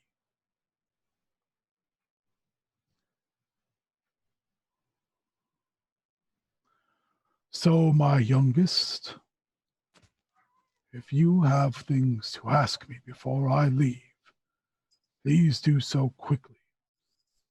I do not have time on this plane. No need. Echo go with. Hunt enemies. You can see almost like the swell of pride. And Tawny walks over and puts his backwards hand on Echo's shoulder, which is really disconcerting to Echo, and says, "You fill me with great joy, young hunter. But where I walk now, you are not ready to follow. One day you will be. But until then, your job is to defend your home. It is to defend your siblings, all of them. It is to learn and grow mighty." Echo mighty. Echo hunt things siblings hunt. Like points to the skull on his belt. He's like visibly upset at the concept that he is not ready. One day you will be Echo, but where I go now, you cannot follow. Instead, again, I ask humbly that you stay here and do what I would normally do. Care for this home and the siblings you do have. Can you do that for me? Joe nods reluctantly. And then he's like, I was waiting for you to go, no! I'm going to hell by myself before you. Yeah. He says, Ben, what is Mark? What is Mark? He like points to his birthmark. What is this? I promised you answers, so I will give them to you. You all are special. He turns and looks at Bliss. He says, all 5 of you now. I did not have you taken from the Nyogi out of pure benevolence. You all hold marks that allow you to traverse the plains without a spell, without a wondrous ship like Norhand. As you age, you will find that you will be able to choose when you walk between worlds. You are truly planeswalkers. Some of the first in our area of the multiverse, but not the first that Norhand has met. I became aware of you, so I ensured you would not fall into those Nyogi slavers' hands. They know too? Those who took you did. They are no longer a concern.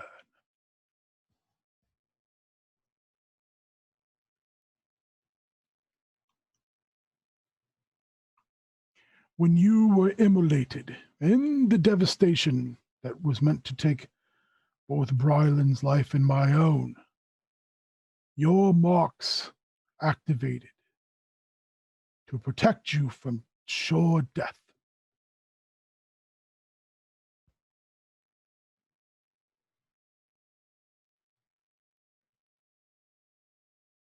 Does that answer your question? Echo nods. How do we learn how to use them? That even I do not know. But you will have to trust your siblings and Lady Morma. There is no finer mind in all of Sigil than hers.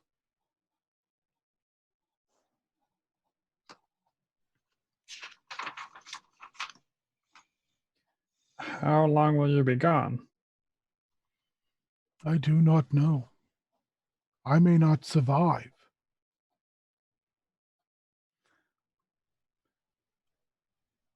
I have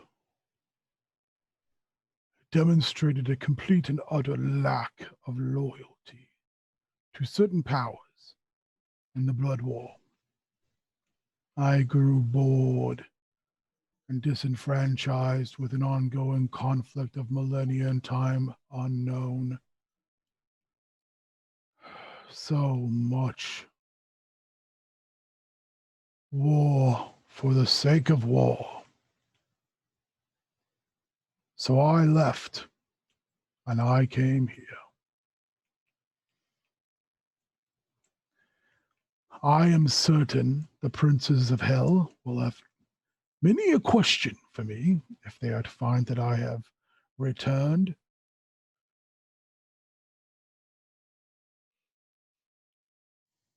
But I need time to convalesce on my home plane.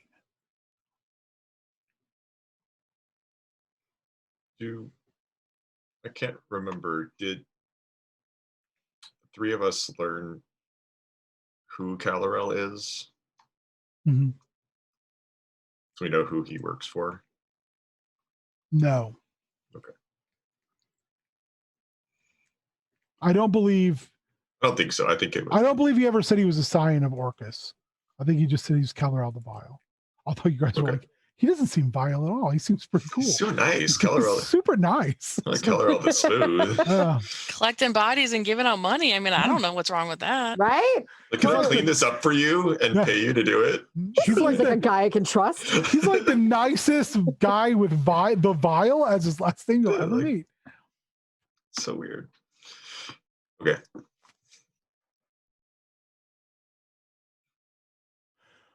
What about you, Amulet? Your brothers have asked questions. You've also taken the ring, so therefore the oath. Do you have questions for me? No, everything seems fine. He kind of limps over and he grabs your staff while you're holding it. Oh, And when he does so, like the grit and grime on the wood melts away, and you can see something written into the staff. I meant to do this when I first met you, but I had not had the opportunity, and I'd hoped to do so privately. Your staff is special. that always been there? It has. Try to rub it off. You have something within you beyond your mark, beyond your ability to walk between worlds. Echo has his echo. And you have something just as special.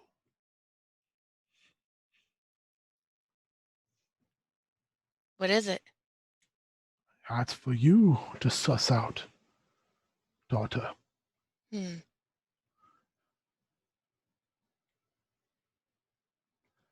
Bliss will be going with me. She kind of looks around, like then she looks at you four and she kind of looks down. Her innate ability to dull pain and discomfort will hopefully allow me to heal quicker. And you four have left your mark on her. So if she is injured, she will transport back here. If that happens, know that I am most likely beyond help, as are the siblings who will travel. Do not come looking for me at that point.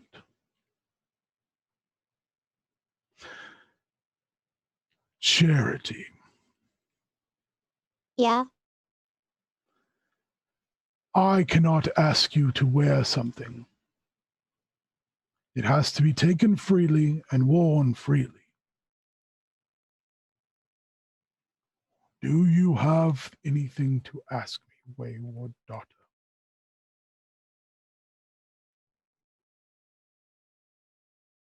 If I asked you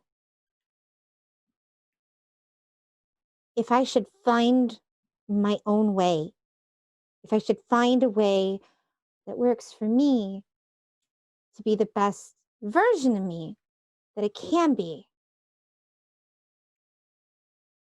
what would you say? He starts to laugh and he bends over and he's like shaking from coughing, and you can see just this oozy, thick black blood coming out of his mouth. And he Ugh. wipes it away on his handkerchief and he tries to elegantly put it back as the pocket square, and he's fumbling, and you notice that his hands are kind of just gnarled. And Billis walks up and wipes his mouth and puts it back, actually folds it and puts it back in. I would say that is all this place is. Every child here has had to find their own way. And looks down at Billis, straightens themselves and looks at you. For better and for worse. I am merely a facilitator of opportunity, a teacher.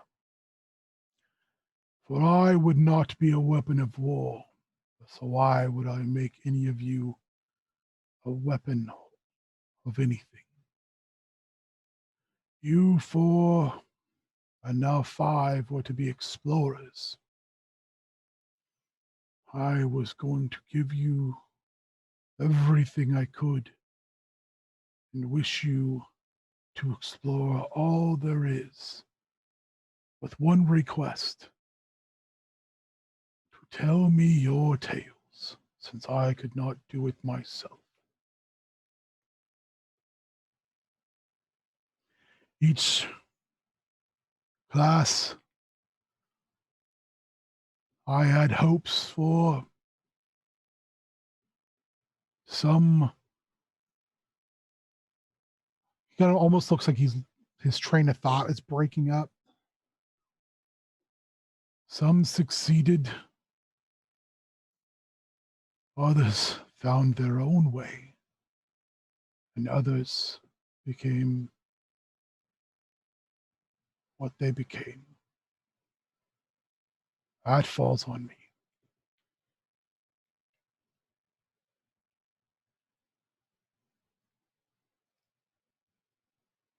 It's not that I don't want to. I need a little time. I need to think. I need to figure some things out. That's what I do. I will be leaving soon. You have plenty of time. Just because you haven't put on the ring doesn't mean I'll cast you to the streets. I don't do that. Don't get lost, though. He kind of grins, and kind of a raspy laugh comes out of him. I don't want you to have to put that on without actually wanting to put it on.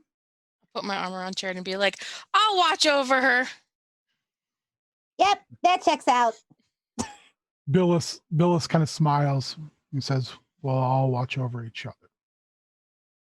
I don't want you watching over anything. Thank you. He looks bemused. At that point, Miss Broom comes in And she ushers you out. Brylan standing at the stairwell waiting for you. Says, we should go for a walk. Things are going to be a little chaotic. Like, sure, I love walks. Let's go. Fresh air, man. Skitch is like hiding behind his crutch and his wooden thing. Your brother, take me away from scary lady. She is so mean. He looks down and goes, well, if you would stop stealing from her, she probably would stop wanting to stab you. Well, Skitch cannot help it. It's right there, shiny and just hanging like a, hey, come steal me. And I'm like, I cannot help. Like, turns to Charity and is like, watch pockets. And he like looks briefly at Amulet and then like back to Charity, like, more. More. So Brylan takes you and Miss Broom opens a wall and there is a hidden walkway. And you find yourself spit out to the outside and the door shuts and then the hidden passage shuts behind you.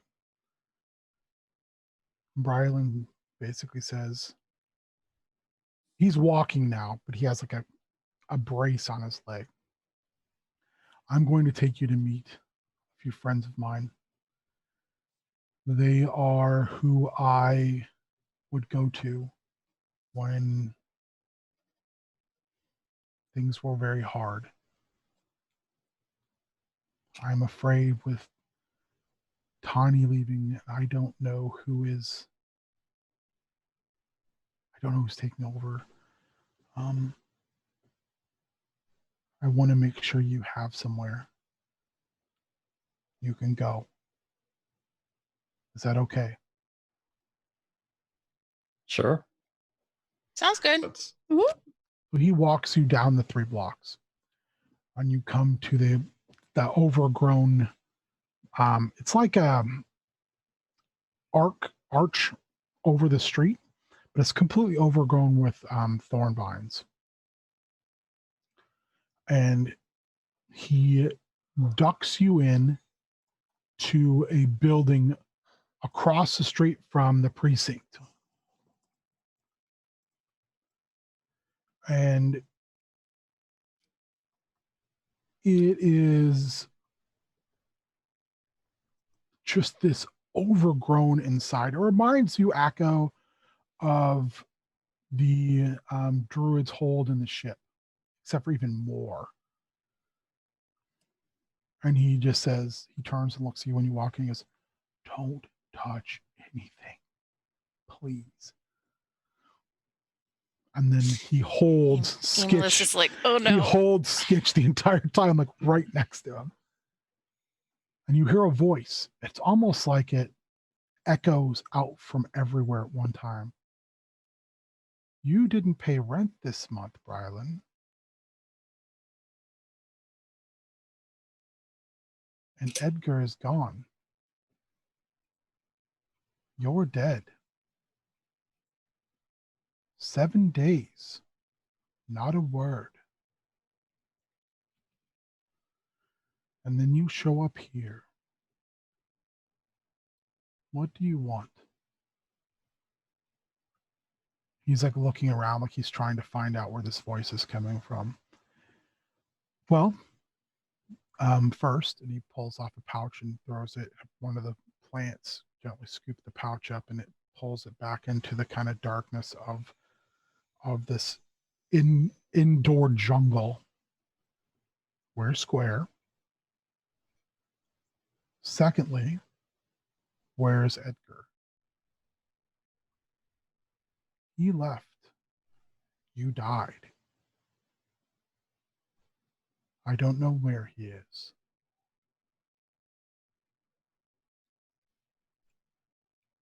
You see Brylan. Make me an insight check.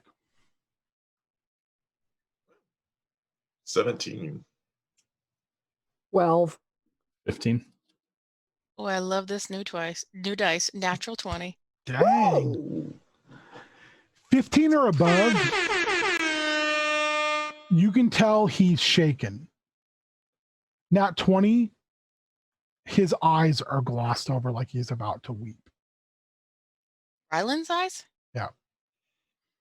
He kind of sucks it up and says, we need to cross the street. You hear the voice, and the feminine voice says, now you lead a band of urchins. So they're my siblings. Children. You're not even going to go look for him, are you? Fine. Out of one of the trunks of trees steps a woman of green tint, leaves strategically covering body parts. Her hair cascading all the way down like a flowing moss all the way to the floor.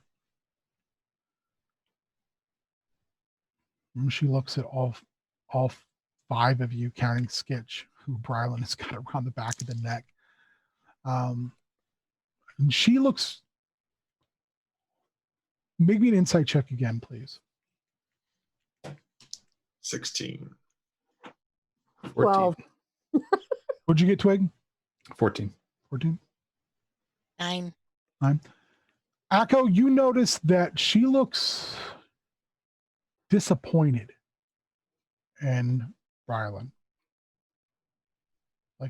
Like she's giving him the disappointed dad look, a la Clark Feldman.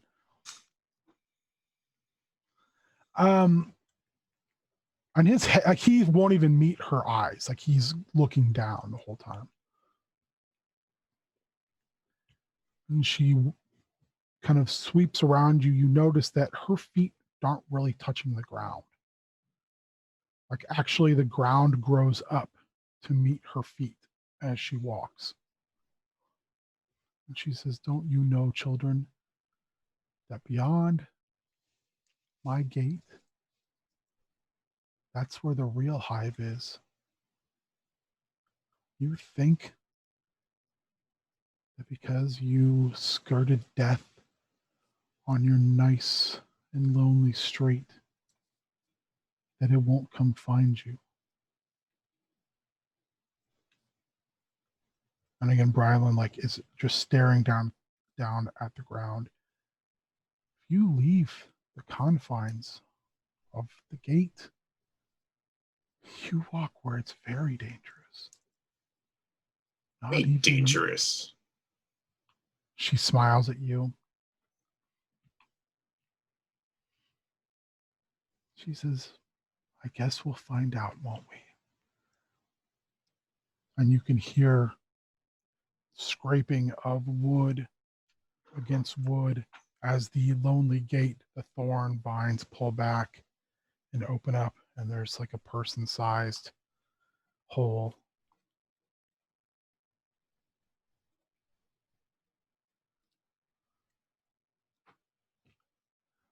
Out of the places where she stepped, little flowers have grown. And just when you're ready, just walk up and eat one of these. A gate will remember.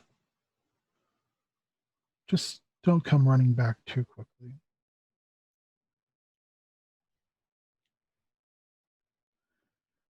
Brylan leads you back out. And you look over your shoulder, and she's still standing. And it's as if the plant life behind her kind of grows up and slowly swallows her back up into darkness. At that point, as you're walking towards the gate, you hear whistles. And you see a man dressed in familiar, I'll get it one of these times, garb. And behind him 4 harmonium officers. Make me a history check. Oh.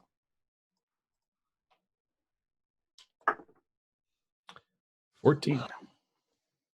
I'd 9. like to use possibility to pass this history check. Okay.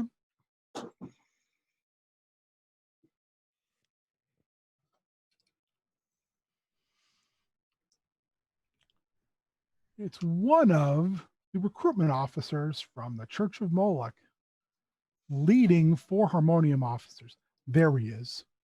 There's the pretender. He spits on your entire order by showing that face here. Who knows what sort of problems he's here to cause? And Brylan kind of looks down at you and he's just like, just don't. Puts his hands up and he goes, I'm happy to go answer questions. It's me. And as he does so, he reaches back and into Echo's hand, he slips a tiny piece of paper. He goes, can I speak to the children before?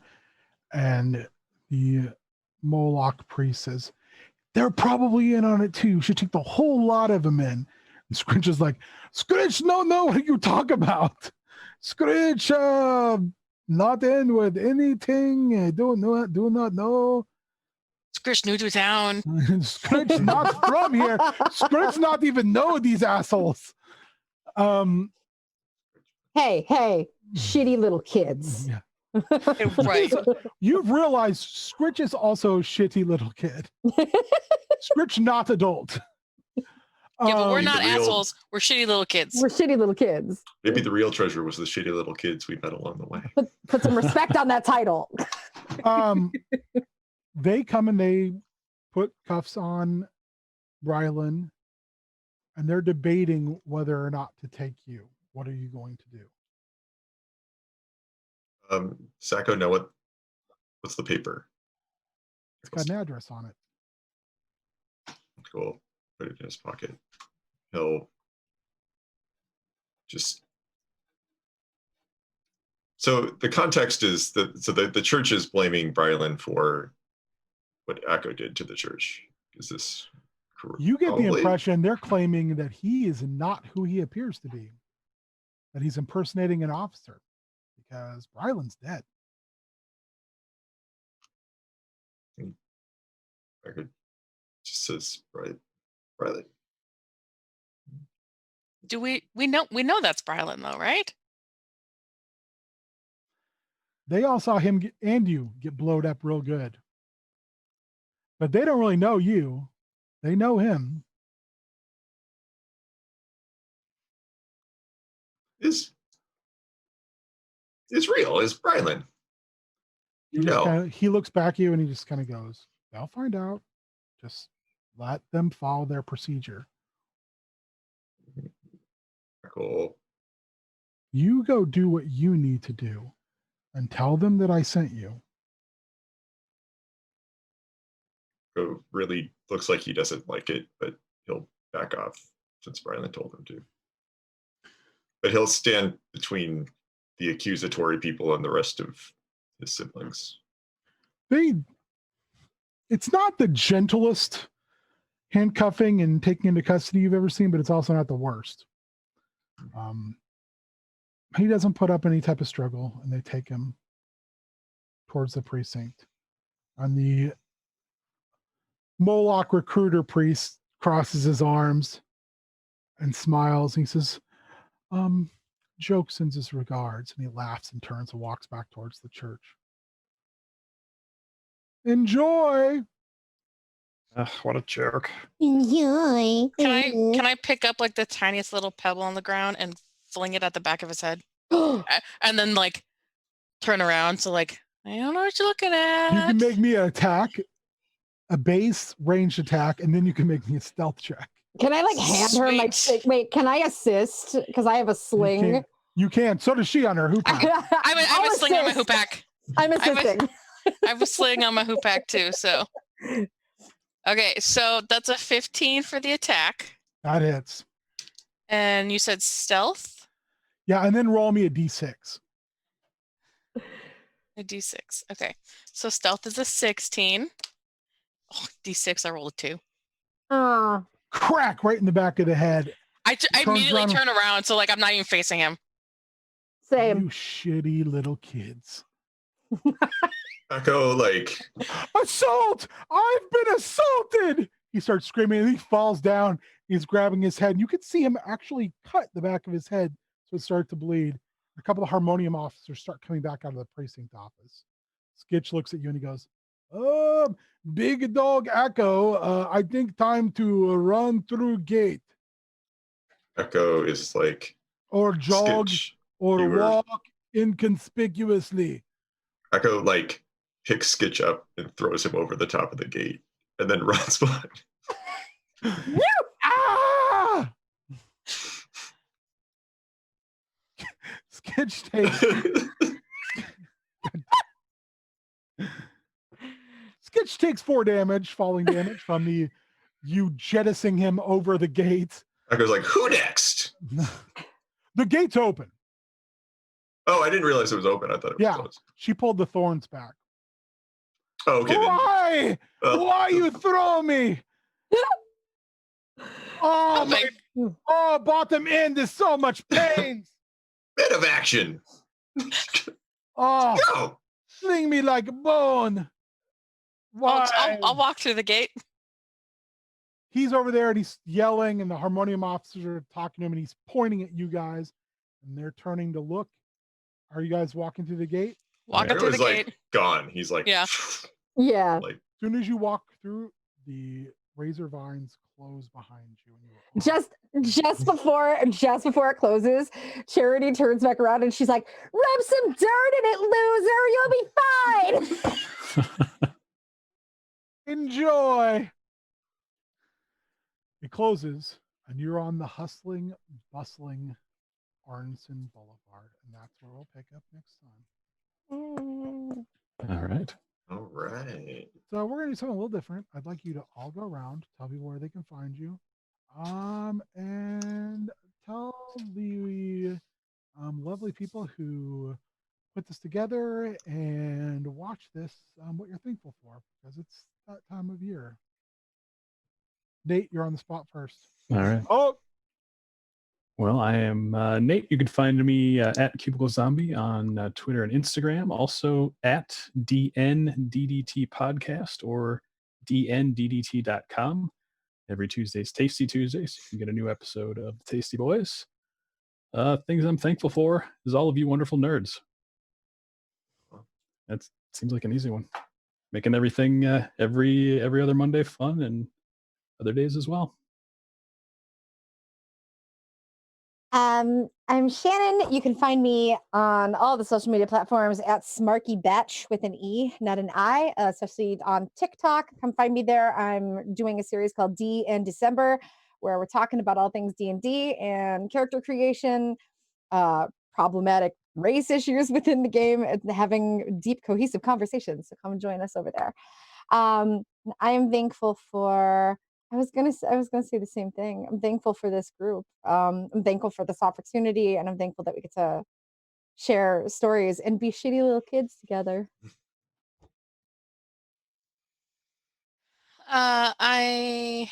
Oh boy, I got nothing to add. I'm Cassandra. You can't find me anywhere. I'm an enigma, wrapped inside of a riddle. wrapped inside of a riddle. I mean, if you really need me, you can get a hold of me through any of these guys, I'm sure. But God, I'm just thankful for everything right now. Thankful that everyone we know is happy and healthy. I'm thankful that we get to play some D&D, even if it's not in person right now. But I'm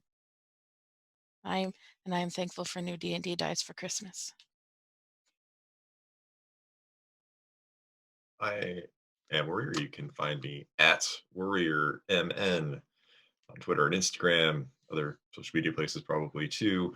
If you're interested in breakdowns of episodes of both Down in Outlands and D&D featuring the one and only Tasty Boys, then you can visit dnddt.com usually a day or two after an episode and see what happened.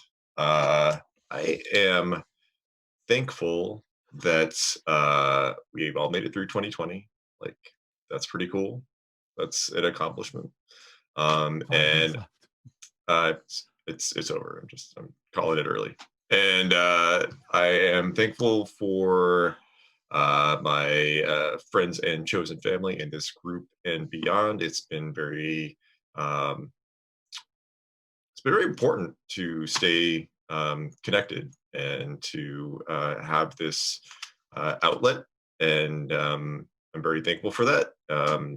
People I've met through it, the friendships I've made through it, and I'm also hopeful that what we're putting out is an outlet or helpful for all y'all out there too. So thankful for everyone watching, and looking forward to doing this some more. I'm also I guess I'm thankful that I didn't have to come up with a catchphrase because I said no one time in an amusing way. So that's also super handy. Oh. No. I am thankful for all of you, all 4 of you, as well as Domains of Dread that came before, and TTRP that put us in a position to play that game.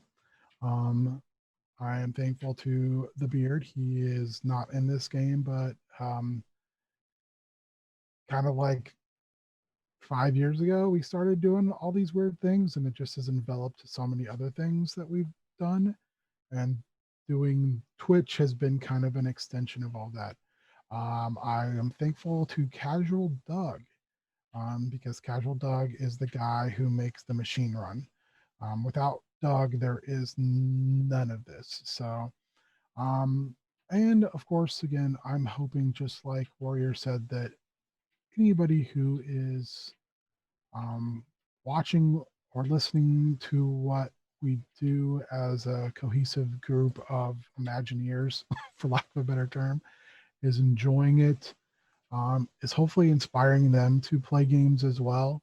One of the great joys of all of this has been watching so many people that I've got to meet get enveloped into this, and then passing it along to other people and being able to say, oh man, let me tell you about this cool thing I did. Because I do agree, I think that in times where real world sucks, like Comcast cutting out your cable, your internet connection, CenturyLink twice, it could be, they're all the same, they're all evil. It's really good to have a place to tell stories and get to stretch your imagination and have some fun. So you can find me at like the Heel Turn Radio stuff and D&DDT and those types of places. We'll see you not this coming Monday, but the Monday after, as our intrepid shitty little kids now are on the streets of the High Fort. Alone. It's fine. Unsupervised. It's gonna be great. It's gonna be something. Yeah, it's 4 gonna be kids, something. We didn't even 5 kids. We didn't even get to where I wanted to get to, which was very holiday-esque. And I'm still gonna do it because I don't care. Do it. It's all right. Yes. All right. So you have just accompanied us through another journey through Sigil on Down Outlands. Thank you, and I hope you guys all have happy holidays. Bye. Happy New Year. Happy New Year.